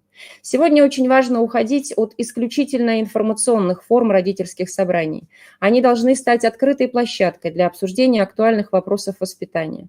К участию в подобного рода мероприятиях должны привлекаться специалисты социальной и психологической служб, учреждений здравоохранения, правоохранительных органов. Эффективной формой вовлечения родителей в формирование системы партнерства является активное использование потенциала самих родителей, которые являются специалистами в различных областях. Такие родители активно содействуют просветительской, профориентационной работе гимназии. В условиях нашего небольшого города эта задача решается без особого труда. Наши родители легко откликаются и принимают активное участие в профориентации и просвещении учащихся. У ребят есть возможность посетить ТЭЦ, Интинскую автошколу, познакомиться с работой спасательных служб, государственной автоинспекции, отдела криминалистики, пообщаться с работниками ЗАГС, суда, прокуратуры и так далее. Несколько лет назад в гимназии появилась довольно интересная и эффективная форма партнерства семьи и школы. Это совместное мероприятие «Родительская мозаика», которое традиционно проводится в мае и приурочено к Дню семьи и к Дню защиты детей. Это мероприятие проходит в форме игры по станциям, но каждая станция носит скорее не игровой, а просветительский характер. Занятия и консультации на этих станциях ведут специалисты-психологи, приглашенные работники правоохранительных органов, специалисты в области охраны детства. Мамы учащихся заботливо и гостеприимно встречают участников за чаем с домашней выпечкой. В творческой мастерской совместно изготавливаются милые вещицы, которыми участники обмениваются в завершении мероприятия. В одном из родительских отзывов мы прочитали, что родительская мозаика напоминает светлый солнечный детский рисунок о счастье. Еще одна замечательная традиция, которой столько же лет, сколько и гимназия, ставшая теперь эффективной формой партнерства семьи и гимназии, это финансово-экономическая игра «Капитал», которая стартует в начале учебного года и является мощным стимулом и мотиватором к учению. В игру «Капитал» активно вовлекаются родители. Игра способствует формированию и повышению уровня финансовой грамотности учащихся 2-8 классов. Так же, как и многие из вас, мы укрепляем систему партнерства с семьями учащихся через привлечение родителей к организации досуговых мероприятий для детей. Героев новогодних представлений играют не только учителя гимназии, но и родители. Совместные походы, экскурсии, спортивные игры с родителями формируют прочную культурную, спортивную и досуговую основу. Финансовая экономическая игра, о которой я говорила выше, традиционно завершается Днем открытых дверей. Цель этого мероприятия – укрепление связи с родительской общественностью. Участие в Дне открытых дверей позволяет родителям познакомиться с особенностями организации образовательной деятельности, посетить желаемые уроки, пообщаться с родителями. День открытых дверей – это площадка для открытого взаимодействия всех участников образовательной деятельности. Развитие системы партнерства с семьей формируется и через линейку мероприятий военно-патриотической направленности. Это традиционная игра «Призывник», которая проходит ежедневно в ноябре и приурочена ко Дню призывника.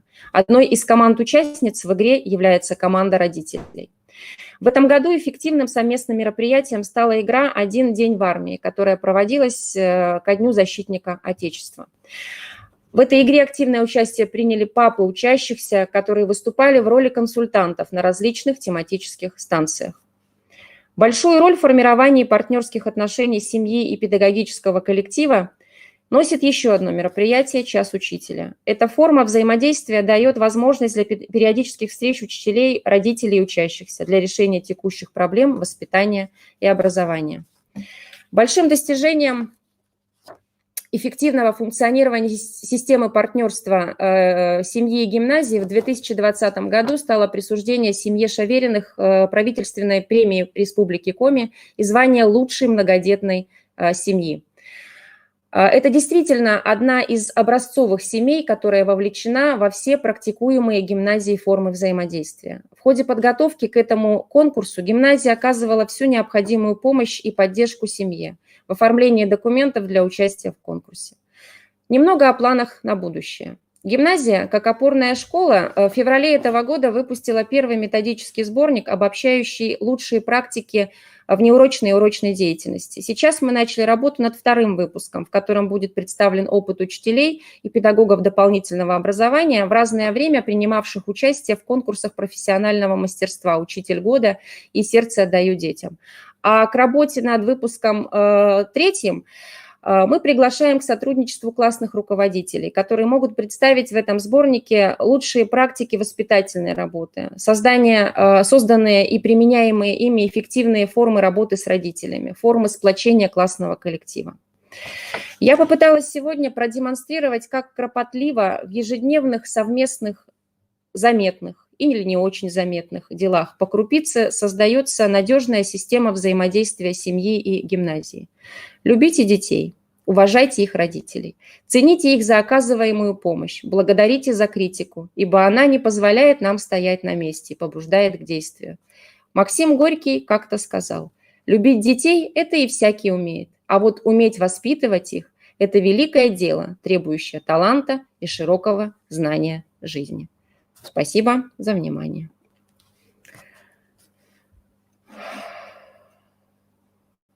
Так, я смотрю по вопросам, да, интересна суть экономической игры «Капитал», но я думаю, что это вообще, в принципе, тема отдельного выступления, потому Да, согласна с вами. Эта игра длится у нас в течение первой четверти, и рассказать о ней в 5 минутах, наверное, очень сложно. У нас материалы на официальном сайте гимназии есть по данной игре, поэтому, если кому-то интересно, сайт наш открыт, доступен, гимназия номер 2, ее легко в интернете найти в поисковой строке «Французская гимназия».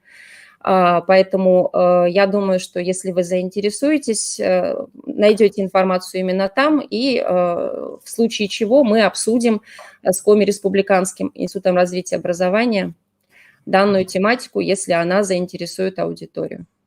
Ольга Михайловна, да, спасибо огромное. Дело в том, что у нас намечены еще семинары, да, в течение марта-апреля, да, получается. И поэтому, я думаю, мы с вами еще по поводу игры в рамках ближайших семинаров встретимся либо с вами, либо с представителями вашей школы, замечательной гимназии. Спасибо вам огромное за доклад, за участие, за поддержку и за то, что делитесь с нами опытом и так активно, интересно его представляете. Спасибо. Наши педагогические работники будут участвовать в текущей линейке до конца мая. У нас буквально очередь и конкурс. Замечательно. Спасибо вам большое. До свидания. Всего доброго. До новых встреч. Успехов в работе. Уважаемые классные руководители, ну что ж, мы продолжаем наш семинар, и сейчас слово я передаю с большим удовольствием Ивановой Елене Сергеевне, ответственному секретарю Комрегионального отделения Общероссийской общественной организации Национальной родительской ассоциации социальной поддержки семьи и защиты семейных ценностей. Такая ассоциация есть, она очень активно действует на территории Российской Федерации, и вот теперь к ней активно подключилась Елена Сергеевна. Елена Сергеевна – депутат Государственного совета Республики Коми, и, я думаю, многие в республике знают Елену Сергеевну, и сейчас она нам расскажет об основах социальной поддержки семьи и защиты семейных ценностей в работе Национальной родительской ассоциации. Елена Сергеевна, вам слово. Уважаемые педагоги, всем добрый день.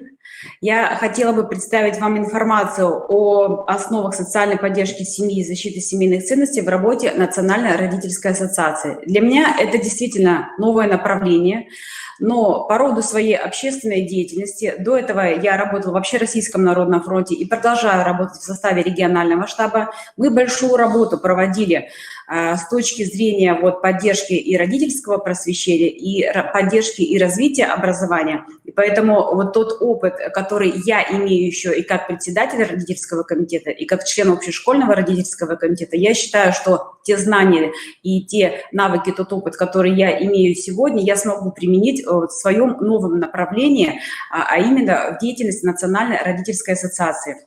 Основной целью деятельности организации является социальная поддержка, защита семьи, материнства, детства, отцовства и поддержка российских семейных ценностей. Основным направлением проектной работы Национальной родительской ассоциации можно выделить три. Это родительское просвещение, это родительская экспертиза и это родительское творчество. Значит, что относится у нас к родительскому просвещению? Это, конечно, реализация всероссийских мероприятий, в которых принимает участие Национальная родительская ассоциация.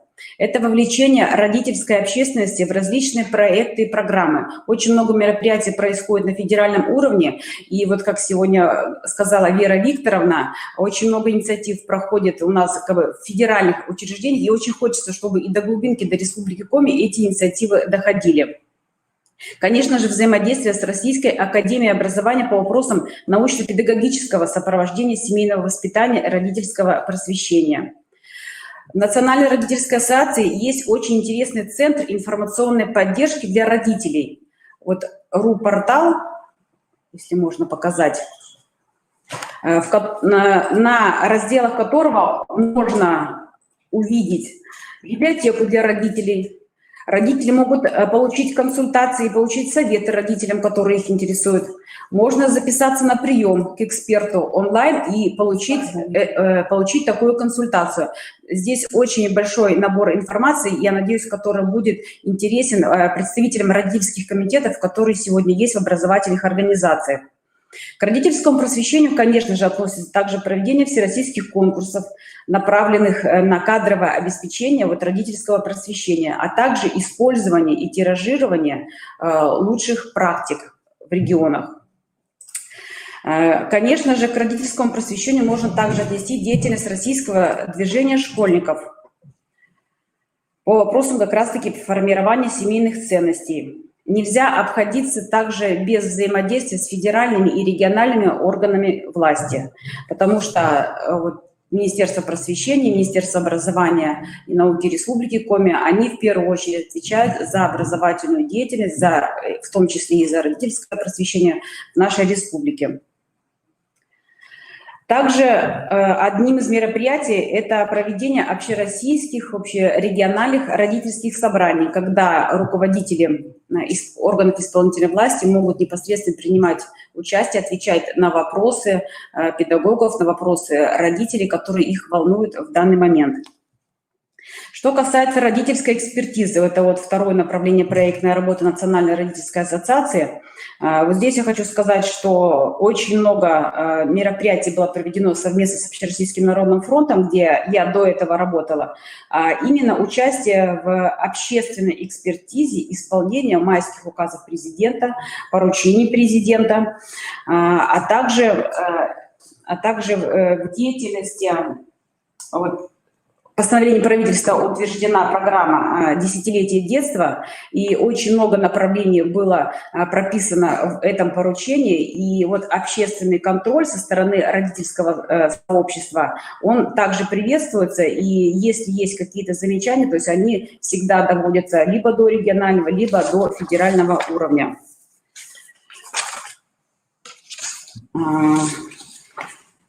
Десятилетие детства. Так, значит, здесь я еще хотела сказать по совершенствованию нормативно-правового регулирования в сфере организации отдыха и оздоровления детей, включая семейный отдых детей с родителями. Вот сегодня в первом докладе прозвучала информация об организации отдыха, но есть у нас стационарные летние лагеря, куда выезжают наши дети. И вот здесь и мы, как представители общественности, представители родительского сообщества, можем принимать участие в мониторингах по содержанию, по состоянию детских оздоровительных лагерей. Мы понимаем, что есть и контрольно-надзорные органы, которые проводят эту работу, но, тем не менее, привлечение представителей общественных институтов, оно также приветствуется, и мы эту работу проводим ежегодно. Что касается еще общественного контроля, это реализация мероприятий, направленных на профилактику рисков и угроз для детей, связанных с использованием современных информационных технологий. То есть это информация, которая сегодня распространяется в сети интернет. И все мы помним ситуацию, когда проходили акции протеста вот в конце февраля, в начале января, и действительно образовательные организации не остались в стороне. Я точно знаю, как председатель родительского комитета, что подключались председатели, руководители, активные родители к той деятельности, чтобы максимально оградить наших детей через родителей, через участие, через семью, оградить наших детей от участия в этих несанкционированных протестных акциях. То есть писали посты, разговаривали с родителями.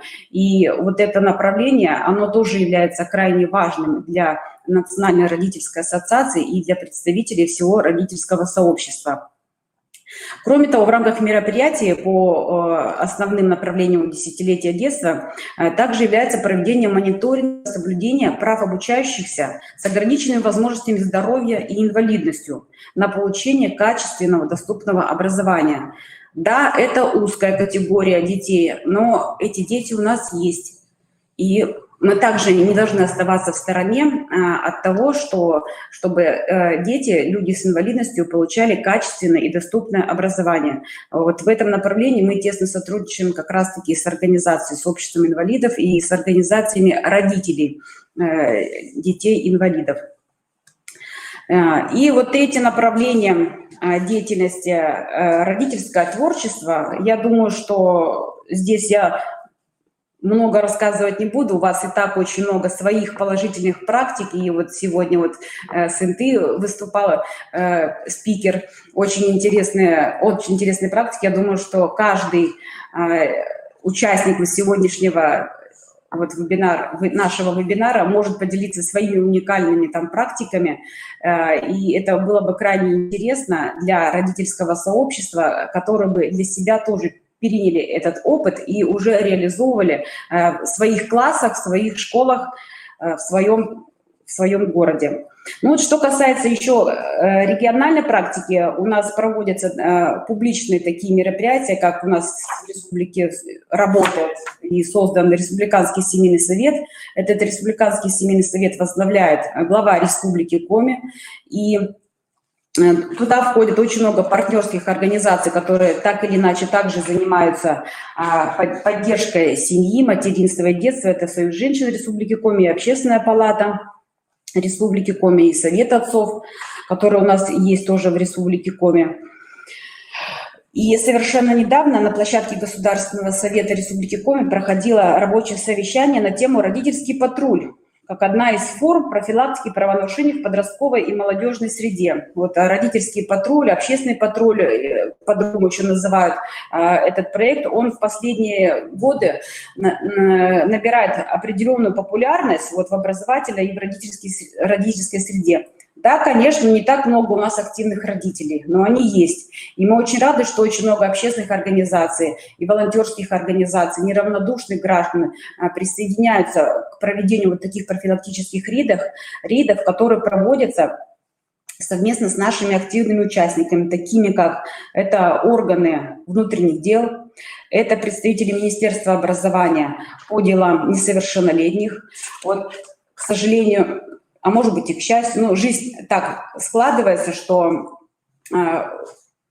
вот пандемия, которая сегодня идет, уже вторая волна, она тоже наложила определенный отпечаток на весь образовательный процесс. И, конечно, родители также не могут оставаться в стороне, когда дети наши в свободное время посещают торговые центры, мы не знаем, чем они занимаются, как они проводят свободное время. И вот как раз такие общественные проекты, как вот «Родительский патруль», они проводят, скажем так, свои мероприятия, направленные вот на профилактику того, чтобы наши дети не находились, не были безнадзорными. В ряде случаев у нас привлекаются также сотрудники МЧС. Вот в летний период, когда лето было жаркое, и очень много у нас, к сожалению, было несчастных случаев на водных объектах, и вот общественные патрули совместно с сотрудниками ГИМС, с участием волонтеров, также принимали активное участие и проводили профилактическую работу на пляжах города Сыктывкара, города Ухты, я точно знаю.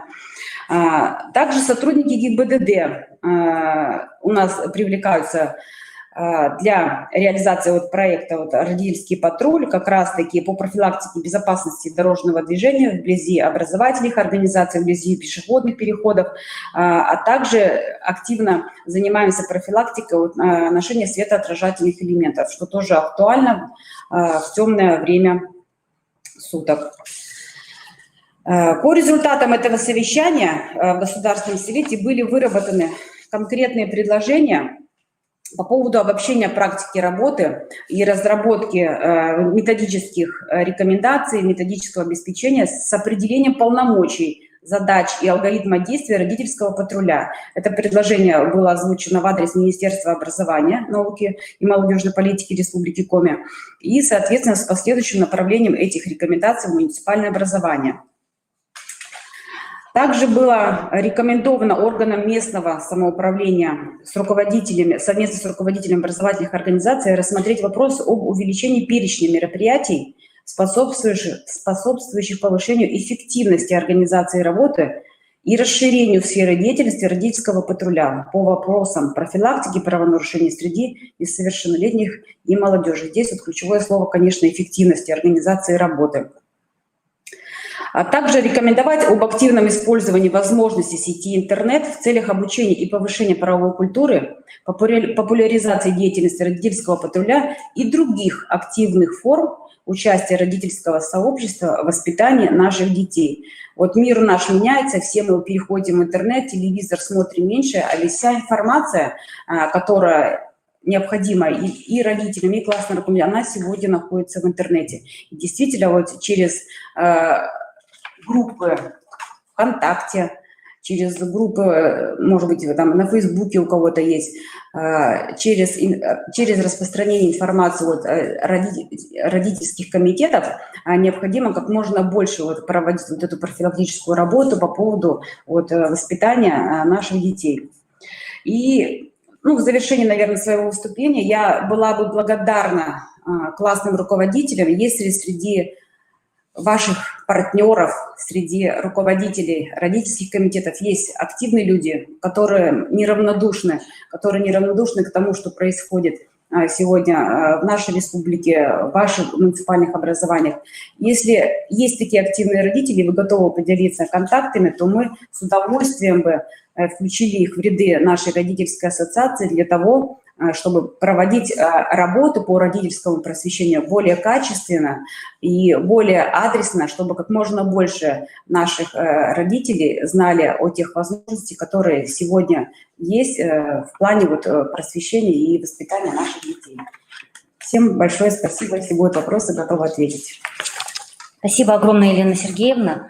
Вот просим обратить внимание на слайд, да, это у нас получается сайт Национальной родительской ассоциации. Вы, уважаемые классные руководители, можете также обращать родителей к этому сайту. Там много полезной, интересной информации. Можно также зарегистрироваться и стать участником этой самой ассоциации.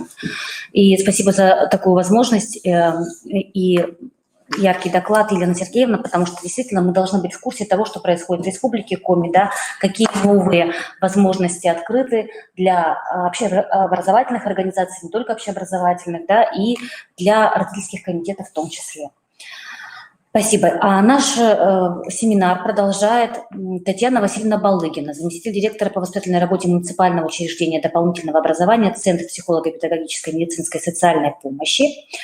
И Татьяна Васильевна нам представит доклад о развитии педагогической культуры родителей и обучающихся через психолого-педагогическое просвещение в образовательном пространстве города Сыктывкара. Как мы знаем, мы педагогическое сообщество, да, особенно в нашем городе, столице Республики Коми, хорошо знакомы с Центром психолого-педагогической, медицинской и социальной помощи, да, и приглашаем часто специалистов для работы с родителями, для работы с обучающимися. И специалисты всегда откликаются и идут на помощь и навстречу, а также вот активно участвуют в нашем сегодняшнем семинаре.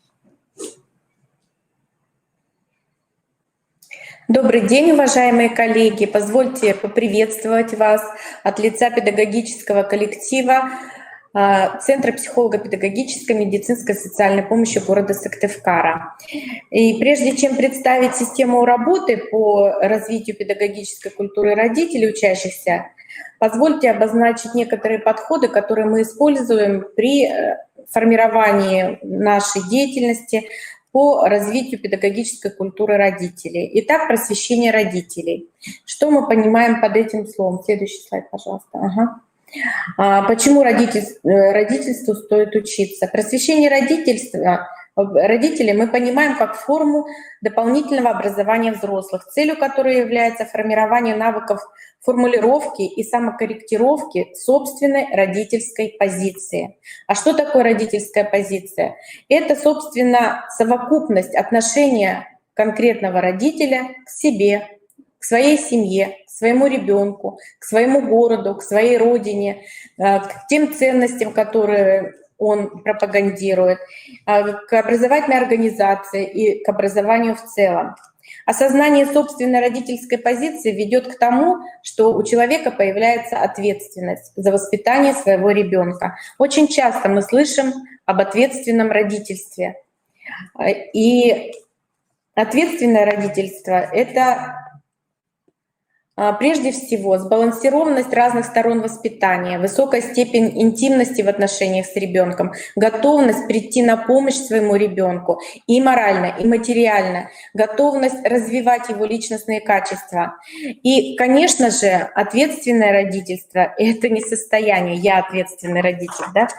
А ответственное родительство — это сумма процессов, и они, конечно, измеряются. Вот какие ключевые измерения ответственного родительства на сегодняшний день есть, я немножко озвучу. Итак, коммуникативное измерение. Что оно обозначает? Что родитель регулярно общается со своим ребенком, находится в курсе его интересов, событий окружающих ребенка, его предпочтений и готов делить с ним некоторые его интересы, а даже в разумных пределах их влиять на эти интересы. Эмоциональное измерение.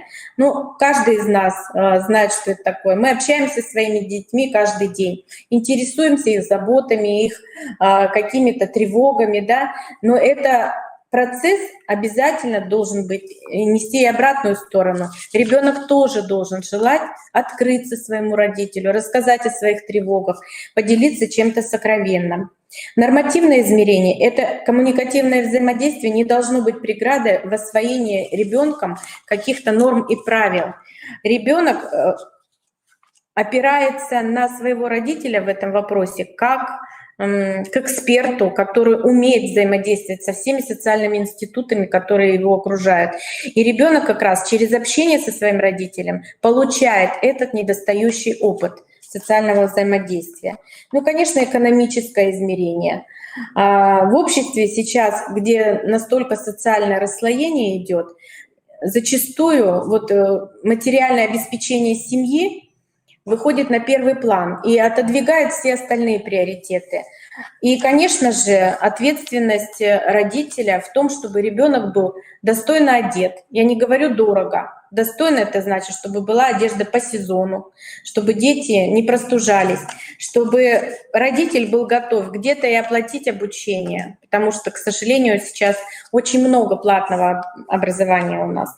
Охранительное измерение — это одно из самых важных задач родителя. Мы охраняем своих детей, мы сохраняем их здоровье, и мы оберегаем их жизнь.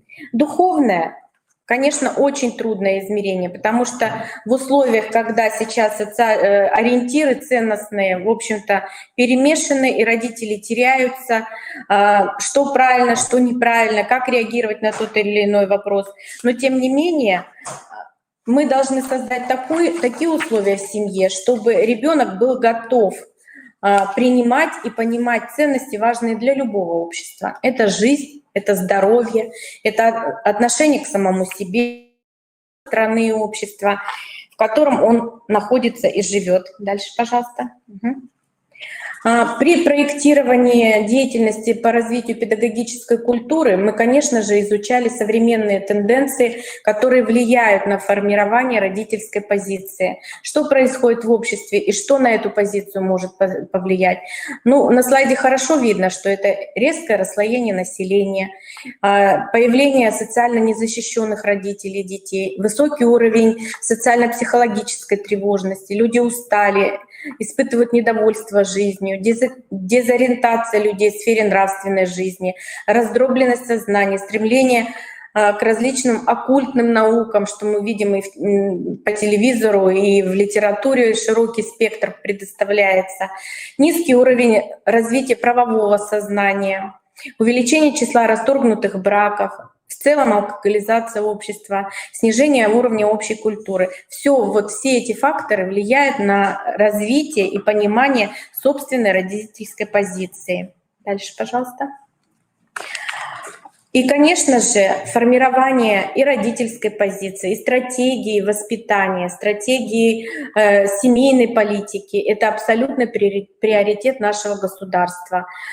Все эти вопросы прописаны и в концепции государственной семейной политики в Российской Федерации на период до 2025 года. Все мы хорошо знакомы с этими документами, поэтому я не буду на каких-то моментах останавливаться. Просто скажу, что воспитание сейчас и становление педагогической культуры родителей в том числе — это абсолютно национальный приоритет.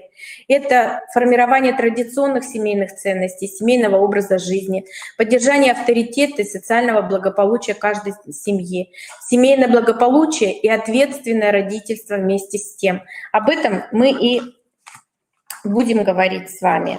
На рынке образовательных услуг наш центр существует 25 лет, и на протяжении всех 25 лет активно изучается спрос родителей в сфере родительского просвещения. Это и анкетирование, и мониторинги различные. И изучая эти вопросы, мы пришли к выводу, что нужна какая-то система поддержки родителей в просвещении, повышении педагогической культуры. И педагогами нашего центра была разработана программа психолого-педагогического просвещения родителей, законных представителей, учащихся муниципальных образовательных организаций, которая называется «Успешный родитель». В 2017 году эта программа была разработана и реализуется она в 37 муниципальных образовательных организациях города Сыктывкара. Спасибо.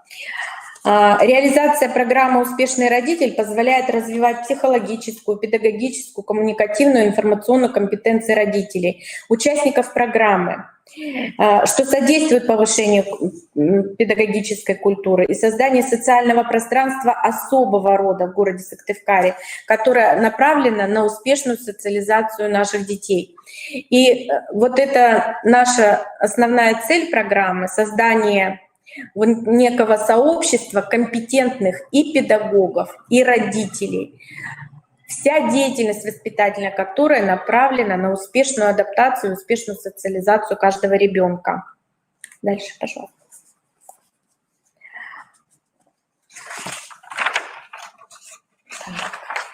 Ну, вы на слайде видите хорошо, представлены результаты освоения программы. Основным результатом предполагается создание для родителей, законных представителей, системы последовательного психолого-педагогического сопровождения воспитания детей и подростков. Если вы посмотрите, что в качестве результата мы принимаем вот это сформированное сообщество компетентных субъектов воспитательного процесса, владение родителями педагогической, информационной, коммуникативной компетенции и создание единой, открытой информационной среды в области семейного воспитания. Дальше.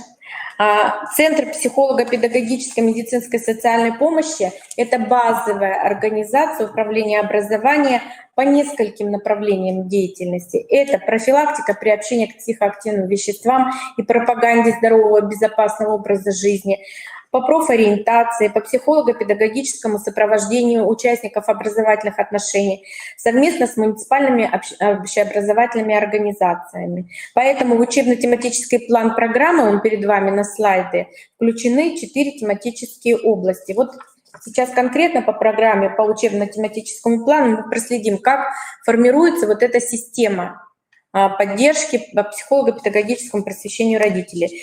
Итак, программа рассчитана на родителей учащихся с 1 по 11 класс. Объем программы 55 часов. Продолжительность одного занятия с родителями от 45 минут до 90, в зависимости от формы работы. Это может быть слайд-лекция, это может быть собрание консультации, это может быть занятие с элементами тренинга или тренинговое занятие. На одну возрастную параллель приходится 4 просветительских мероприятия, то есть одно мероприятие в четверть по тем областям, которые я уже назвала. Это и профилактика ПАВ, это профориентация, это социальная культура, это и поддержка психолого-педагогическая. В соответствии с целями и задачами программ воспитания и социализации внутри каждой муниципальной образовательной организации существует свой план работы с родителями.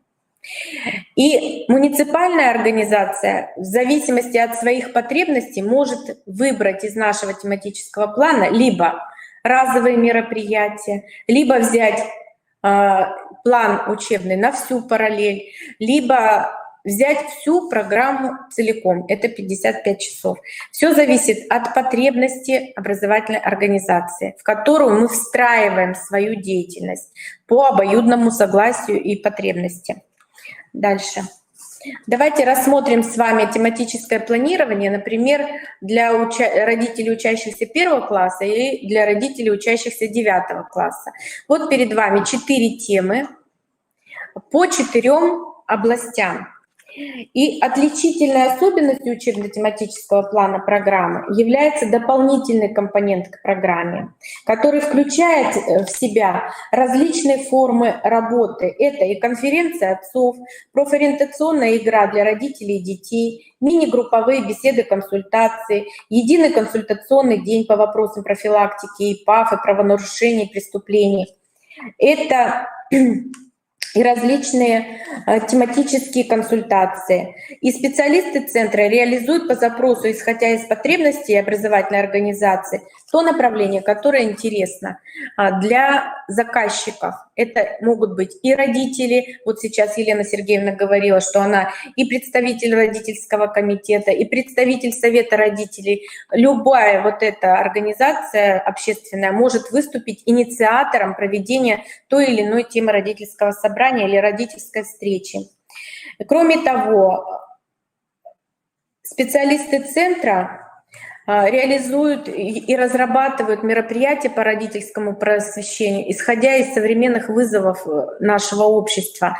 Ну, например, в 2016 году все помнят, что участниками проб психоактивных веществ, таких как спайс, стали дети, начиная со среднего звена. Дальше, когда началась пропаганда активно в сети интернет, интернет-сообществ самоубийств, это в 2017 году, или в связи с современной террористической угрозой в программу были включены такие, например, тематические лекции, как «Опасность по имени Спайс», «Опасные игры в сети интернет», «Профилактика суицидального поведения», «Родителям о кибертравле». И, конечно же, вот такая своевременная подготовка наша и своевременная трансляция в образовательное пространство школ вот таких тематических встреч с родителями помогает опосредованно и снижать вовлечение наших детей в различные социальные моменты какие-то. Дальше. Система последовательного сопровождения просвещения родителей достигается через организацию сетевого взаимодействия. Вот перед вами табличка висит, по каким этапам реализуется программа. Первый этап, всем понятно, определение целевых установок, требования к программе, дат начала и окончания работы по программе на учебный год. Мероприятия есть внутренние, а есть мероприятия с партнерами. Внутренние мероприятия — это какие? Мы получаем муниципальное задание от администрации города, от нашего учредителя управления образования, определяем цели, определяем задачи программы, ежегодно они обновляются. И, конечно же, мы определяем те школы, с которыми мы будем работать. Со стороны школ, с которыми мы работаем, идет заключение договоров о сотрудничестве по просвещению родителей, составление заявок и отправление этих заявок на реализацию. Второй — выбор стратегии. Ежегодно корректируется учебно-тематический план. Вносятся изменения и в дополнительный компонент, и в учебно-тематический план программы. Конечно же, школа нам заявляет, какие проблемные точки у них на сегодняшний момент есть. И мы, исходя из заявки конкретной образовательной организации, подбираем вот эти тематические встречи с родителями. Дальше непосредственно идет деятельность по программе. Мы выходим в школы в 37. В течение года любая школа может заказать любое родительское собрание или цикл родительских собраний, оказывая методическое сопровождение не только педагогам, но и узким специалистам в школе. Методическое сопровождение и лектории в программу осуществляем. Ну а школа что в этом плане должна предоставить? Она организует посещение родителей на наши встречи. И четвертый этап — это завершение реализации программы, когда мы собираемся, мы обсуждаем с администрацией школы пройденный и проведенный нами контроль внутренний тех тематических мероприятий, которые в школе реализовались. И, конечно же, проводится внешняя оценка. Внешняя оценка программы. Следующий слайд я вот хочу показать, как это мы делаем. Внутренний контроль — это понятно всем. Вот для того, чтобы оценить и получить обратную связь и внешнюю оценку, мы разработали положение о внешней оценке качества услуг по воспитательной работе нашего центра. В этом положении прописаны технологии, моменты все, как это все осуществляется, и к каждой образовательной услуге создан стандарт качества. Этот стандарт качества отслеживает и количественные показатели, и качественные показатели через анкетирование родителей. Через анкетирование родителей это проходит. Ведется реестр, ведется реестр внешней оценки, и если конкретное мероприятие получает низкий уровень оценки или средний, то сразу принимается решение по корректировке данного мероприятия, и либо оно изменяется, либо убирается из учебно-тематического плана и разрабатывается более какая-то актуальная тема. Следующее, пожалуйста. На слайде представлено межведомственное взаимодействие нашего центра по направлениям деятельности, которое соответствует эффективности реализации программы. Почему мы находимся, скажем так, более как комфортном, что ли, положении, потому что педагоги нашего центра, они участники антинаркотических комиссий городских, они участники комиссии по делам несовершеннолетних и защите их прав, они являются членами общественного совета управления Министерства внутренних дел по городу Сыктывкару. То есть мы непосредственно получаем информацию здесь и сейчас, и всегда знаем, с каким вызовом приходится муниципалитету бороться на данном этапе развития, на данном этапе образовательного процесса. И поэтому стараемся своевременно реагировать на эти ситуации, разрабатывать новые темы встречи с родителями и отвечать на запросы родителей, потому что после каждого родительского собрания формируется группа из нескольких человек или индивидуально людей, родителей, которые обращаются к нам за консультационной помощью дополнительно. И отсюда качество оказания психолого-педагогического сопровождения, оно, конечно, возрастает, потому что человек приходит с конкретным вопросом, и наша задача, и наши консультанты стараются помочь ему определить причины возникновения такой ситуации и как выйти из этой ситуации безболезненно для родителя и для ребенка. Что же сделано за 4 года? Следующий слайд, пожалуйста. Перед вами на слайде качественные и количественные показатели реализации программы. Я только скажу пару цифр, что за 4 учебных года 22 418 родителей, учащихся первых 11 классов, стали участниками просветительских мероприятий программы «Успешные родители». 18-19 учебный год, он более стабильный, поэтому я взяла по этому году, что было проведено 137 мероприятий. Но если вы посмотрите на количественный охват родительского сообщества, несмотря на пандемию, посмотрите, 19-20 год 4137 родителей все-таки было охвачено. И внешняя оценка мероприятия, это как раз по стандартам качества, показывают достаточно высокие цифры, что 90% опрошенных родителей считают возможным дать информацию ребенку о своем развитии самостоятельно. Это право родителя, конечно. Сейчас родители очень грамотные, много читают, много изучают, и действительно они вправе и могут эту информацию подавать. Но 86% считают важным, чтобы эта информация поступила именно от специалистов. 96% подтверждают важность и востребованность услуг центра.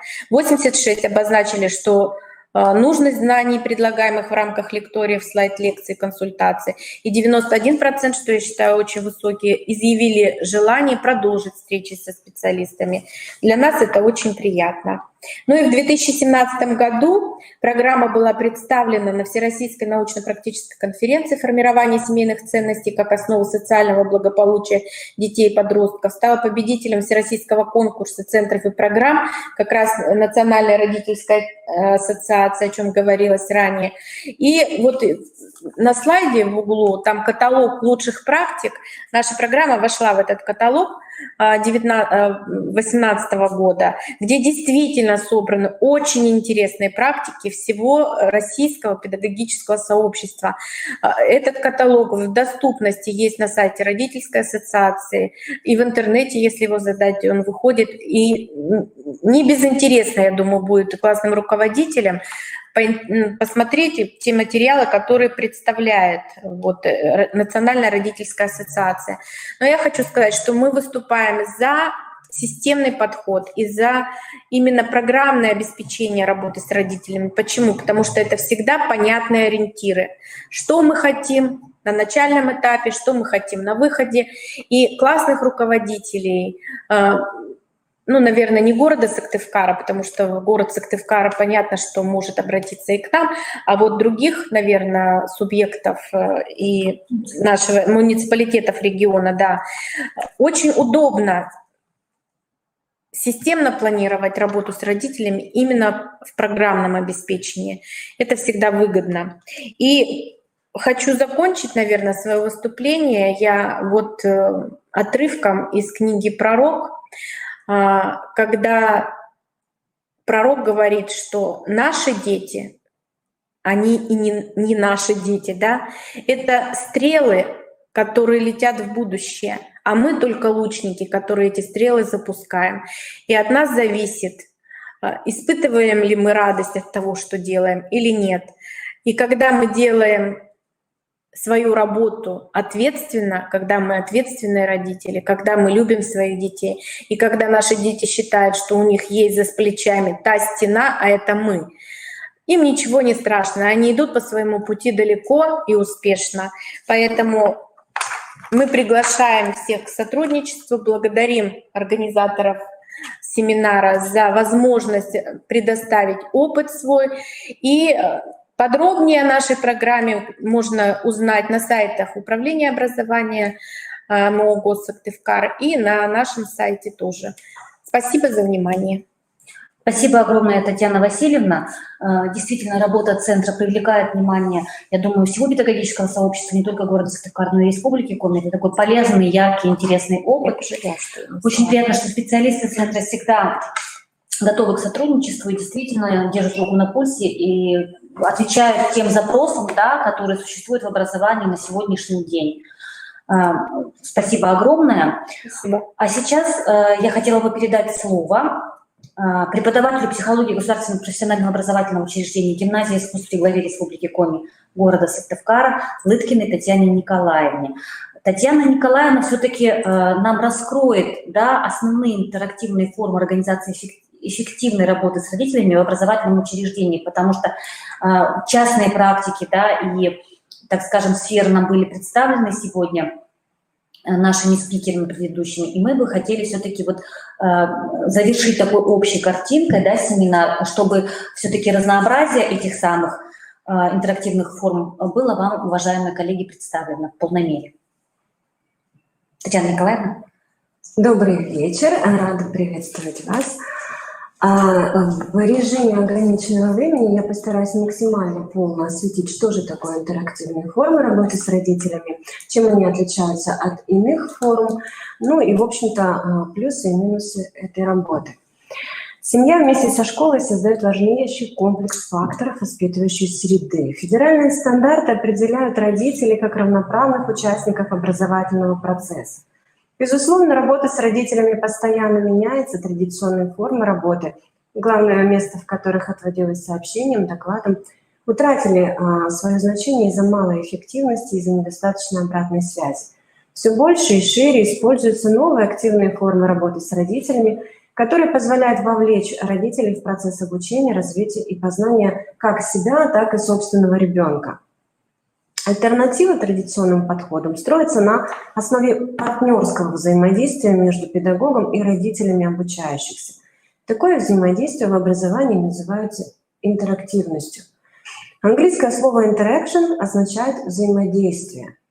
А, собственно, методы, интерактивные методы – это форма работы, которая обеспечивает опыт включенного взаимодействия между участниками родительского собрания, как непрерывный диалог, в процессе которого люди наблюдают, осмысливают намерения друг друга и каким-то образом реагируют на них.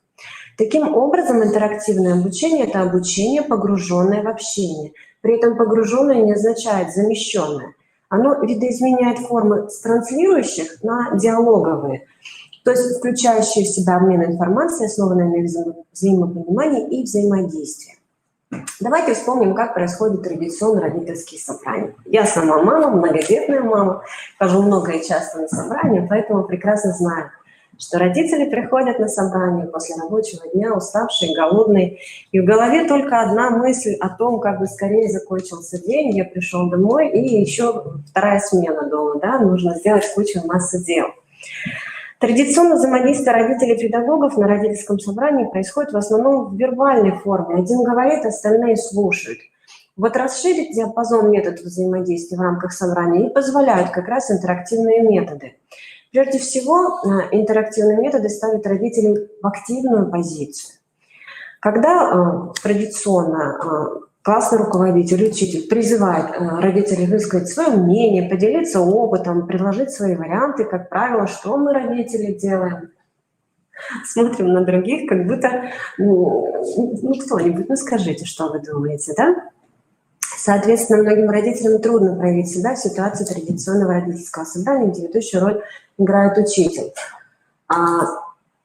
Можно, да? Следующий слайд. Соответственно, задействована только аудиальная, да, составляющая. Интерактивные методы делают родителей активными участниками. В результате они начинают вести себя на собрании принципиально иначе. Так задействуются все модальности: аудиальная, визуальная и кинестетическая.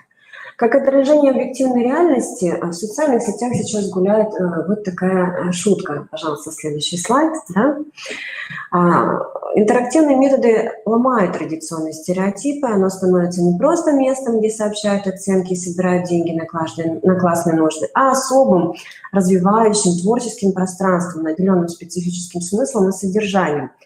Применение интерактива повышает готовность родителей к взаимодействию с педагогом. Итак, интерактивное обучение – это взаимопонимание, взаимодействие и взаимообогащение. Следующий слайд, пожалуйста. В чем же принципиальное отличие интерактива от других методов обучения?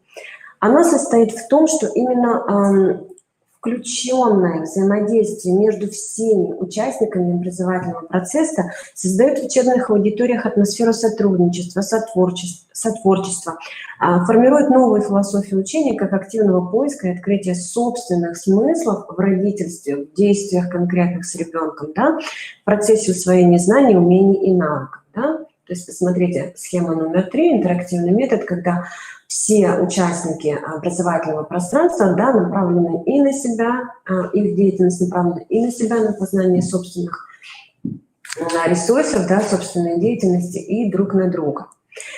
Отличительными особенностями интерактивного обучения от обычного, следующий слайд, пожалуйста, по мнению Ковторадзе Сидоренко, заключается в следующем. Здесь актуализируется мыслительная деятельность и эмоциональная вовлеченность обучающихся путем формирования специальных условий. То есть на собрании, да, или какое-то иное педагогическое образовательное пространство педагог формирует, создает защищенное пространство, игровое моделирование реальных жизненных обстоятельств, в котором вот в этом педагогическом пространстве, в педагогическом взаимодействии развиваются, отрабатываются конкретные жизненные навыки, конкретные компетенции, которые позволят решить те или иные проблемы со своим ребенком. Далее, это устойчивость, неопределенность активной деятельности участников путем удлинения временного актива, да, то есть поисковая активность родителей, она пролонгирована, да, то есть это такое обучение, которое не имеет, там, допустим, определенного временного пространства, да, мы отрабатываем те или иные проблемы столько, сколько нужно, пока участники не получат желаемого результата. Формируется навык самостоятельной творческой выработки решений в условиях игрового имитационного моделирования, повышенной мотивации, эмоциональности обучаемых. Также мы видим здесь взаимную активность обучаемых и преподавателей, которые развивают обе стороны именно с рефлексивных позиций. То есть каждое упражнение, оно отслеживается, анализируется, и человек отдает себе отчет, почему я так отреагировал, почему я получил такую эмоцию, что, о чем это говорит, что с этим делать. И, конечно, опора на концепцию того феномена, изучению которого оно посвящено. То есть конкретная проблема, конкретный актуальный вопрос изучается со всех сторон и прорабатывается до тех пор, пока родителю не станет понятно, что с этим делать. Проведение интерактивной работы основывается на определенных правилах. Самое первое – это, конечно, правило добровольности участия, правило активности, правило творческой позиции. То есть родитель должен быть готов к личностному изменению и развитию. Правило осознания и осмысления своего поведения. Как я говорила, да, каждое упражнение, каждое полученный прирост компетентностно-личностный, он обсуждается, анализируется и приводится к осмыслению. Правила партнерского общения, и здесь нужно учитывать особенности работы тренера, то есть ведущего педагога, который организует это интерактивное пространство. Здесь мы говорим о том, что у тренера, у педагога должен быть определенный опыт подобной работы и определенная квалификация. О том, как достичь этого опыта и квалификации, поговорю чуть позже. Да? Применяя активные методы обучения в работе с родителями, мы можно следующий слайд, да, делаем акцент на взращивание ответственности личности за свои выборы, за свое поведение, за свои мысли и чувства, а также на пребывание в пространстве здесь и сейчас. Все эти так называемые принципы практической работы в обучающей группе вы видите на слайде, и они направлены в первую очередь на развитие способности осознавать себя в процессе взаимодействия с собственным ребенком и быть ответственным в силу своего родительского статуса за большую часть событий, которые происходят в семье. Так, эффективным обучение родителей конструктивным навыкам взаимодействия с собственным ребенком будет только тогда, когда, опять-таки, работа строится на представленных принципах. Осознавание, ответственность, принцип актуальности или пребывания в пространстве здесь и сейчас, и принцип установления и поддержания здоровых психологических границ. Об этом чуть-чуть остановлюсь, потому что не всегда понятно, что это. Данный принцип является основным для обеспечения полноценного и продуктивного контакта между родителями и ребенком, между матерью и отцом, супругами, между родителями и учителями. Психологические границы между двумя людьми выполняют те же самые функции, как и любые другие границы. Они, с одной стороны, отделяют друг от друга, родителя и ребенка в данном случае, а с другой стороны, позволяют им контактировать. Поэтому важно и грамотно, и правильно, во-первых, осознавать, а во-вторых, устанавливать. Вообще люди отличаются друг от друга по степени осознанности, уровню ответственности и способности быть в настоящем. Поэтому в каждом конкретном случае, на начальном, на конечном этапах групповой работы, на этапе работы над конкретным упражнением, над конкретным кейсом, да, мы делаем акцент всегда на тот или иной принцип в большей или меньшей степени. Ну, о том, что такое интерактив, чем он отличается от остальных принципов, методов обучения, мы поговорили. Что же такое вообще форма интерактивного взаимодействия? Как это сделать на своем педагогическом опыте, как вовлечь туда родителей? Давайте разбираться. Дмитрий Николаевич Ковторадзе с коллегами в конце 90-х годов разработал 5 последовательных ступенек в освоении интерактивных методов именно в образовании. Используя в качестве основы этих 5 ступенек и добавив к ним новые, более поздние по времени возникновения и одновременно более сложные по структуре и организации деятельности, интерактивные методы уложились, так сказать, в следующую модель. Посмотрите, пожалуйста, на слайд. Это последовательные ступенечки в освоении интерактивных форм и методов. Они начинаются с самой простой ступеньки и заканчиваются уже самой высшей, самой сложной. Это тренинг. Да, социально-психологический тренинг, педагогический тренинг, тренинг личностного роста. Их множество, да, самых разнообразных тренингов. И тренинговая форма, она включает в себя все остальные интерактивные формы работы.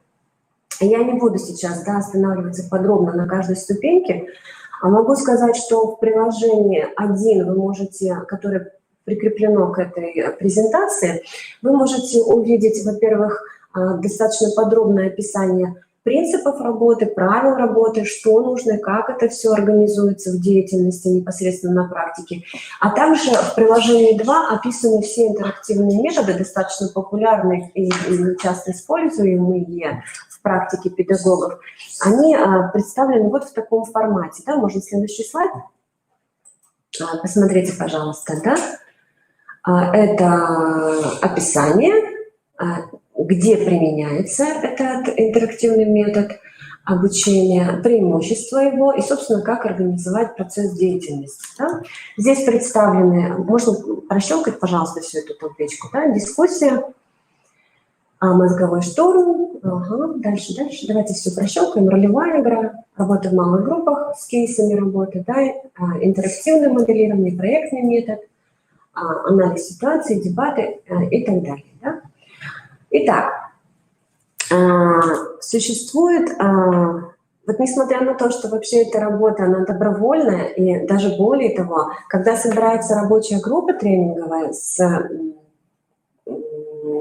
родителями, да, проводится в обязательном порядке, проводится тестирование, которое нам позволяет сориентироваться, чего родитель хочет, какие у него опасения, какие у него ожидания от работы, да?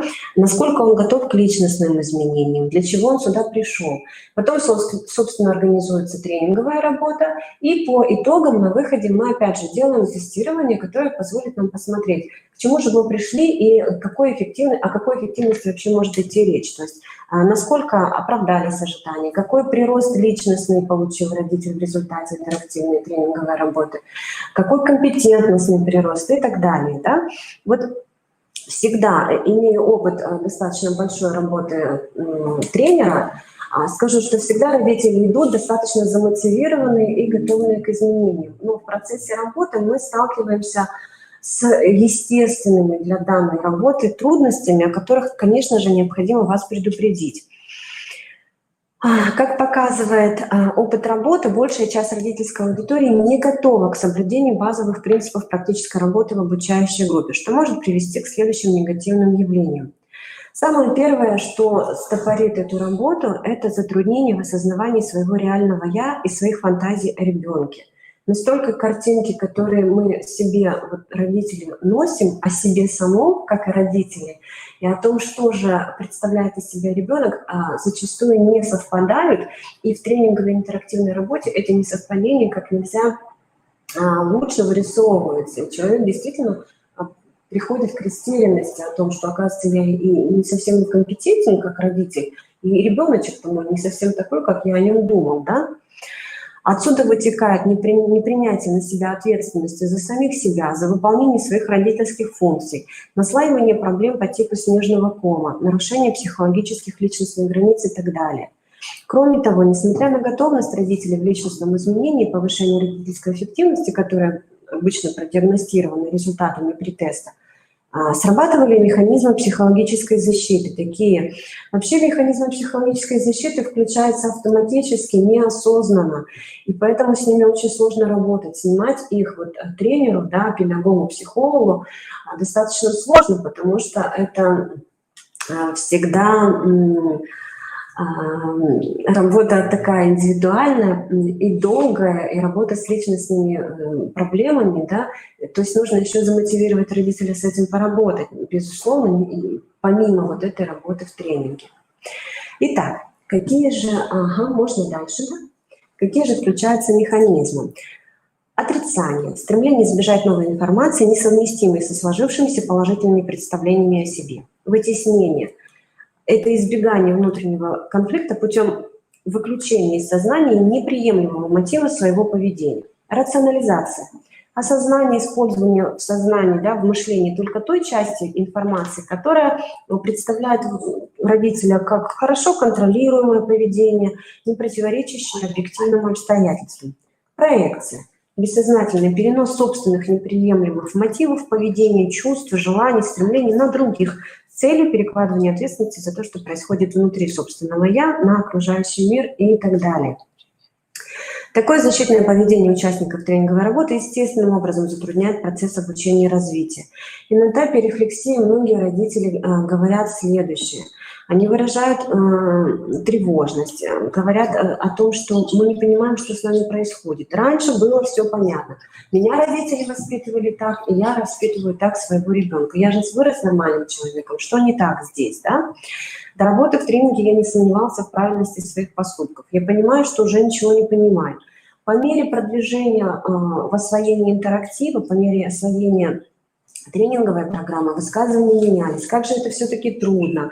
Теперь перед беседой с ребенком я взвешиваю каждое слово, я начинаю внутренне отслеживать свои состояния, я вижу, как меняются наши отношения. Да?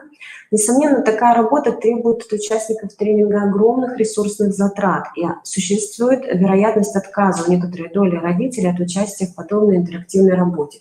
Если в группу рабочую набирается 12-14 человек, то к финалу приходит 8 в лучшем случае. Да, и это, наверное, все-таки нормально и имеет место быть. Да, каждый выбирает то, что ему вынести дано. Да.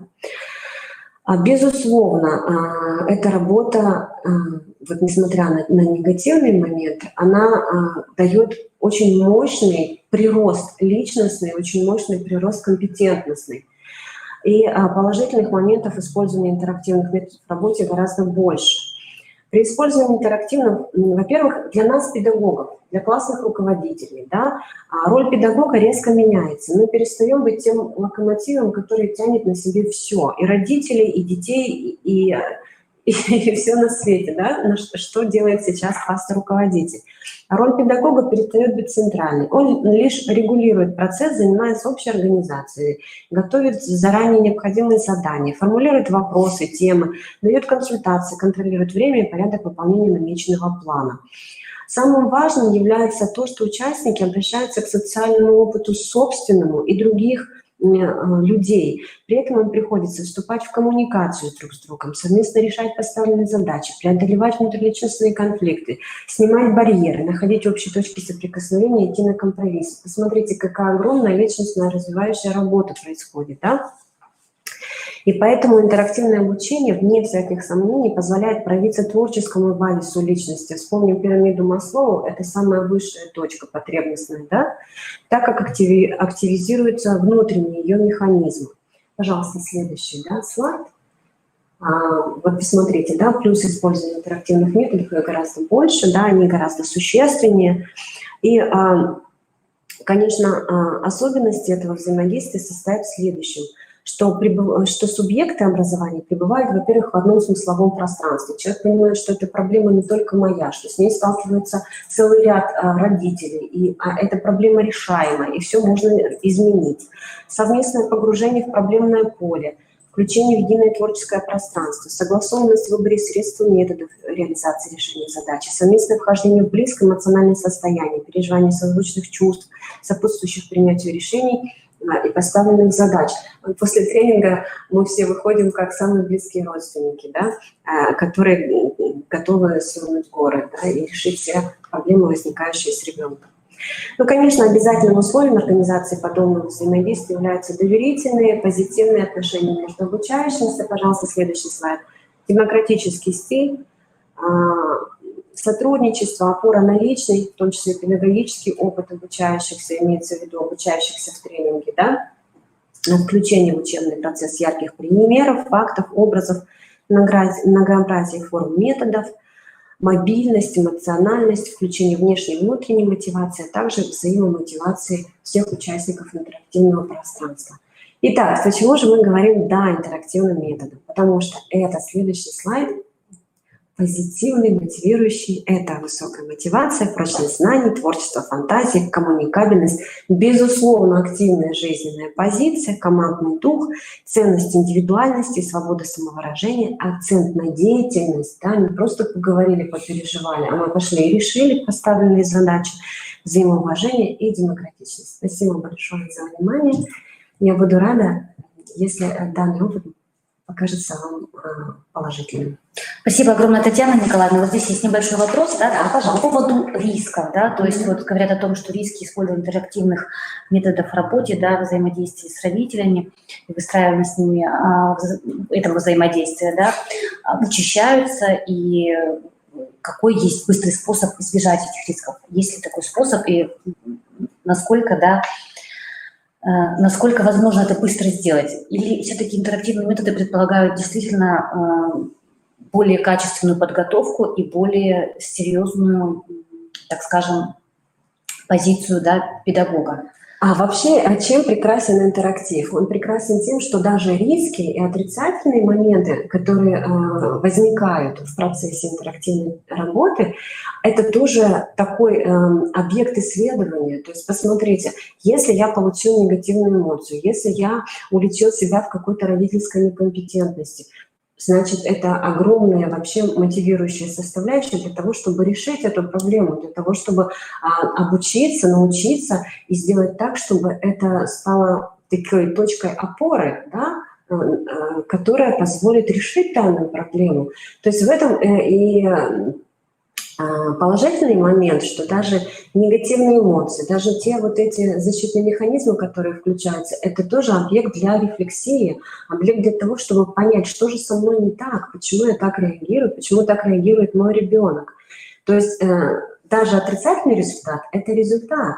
И это то, что мы с радостью, да, как участники образовательного процесса, как участники интерактива, должны просто вот воздвигнуть на знамя и поработать над этим. То есть в этом и самый класс, сейчас я скажу так, что возникают риски, это опять-таки... Это нас вооружает. Это нас вооружает, это делает нас более умелыми, более квалифицированными, да, то есть любая проблема, скажите ей спасибо за то, что она есть, потому что она, решая ее, мы развиваемся, мы делаемся лучше, мы лучше понимаем себя, мы лучше понимаем свою роль в родительстве, и собственно, это дает нам зеленый свет для того, чтобы двигаться дальше.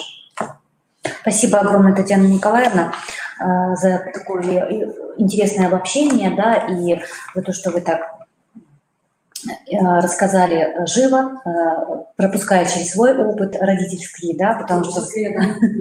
Да, и уже как специалист, работая с родителями, сделали выводы и, так скажем, вдохновляете наших слушателей, уважаемых классных руководителей. Уважаемые классные руководители, я надеюсь, наш семинар был сегодня полезен. Действительно, спикеры очень ярко и по-разному, да, каждый приносил свое в наш семинар, выступали. Я думаю, этот материал будет полезен. Если какие-то вопросы появятся, мы переадресуем их специалистам, которые участвовали у нас сегодня.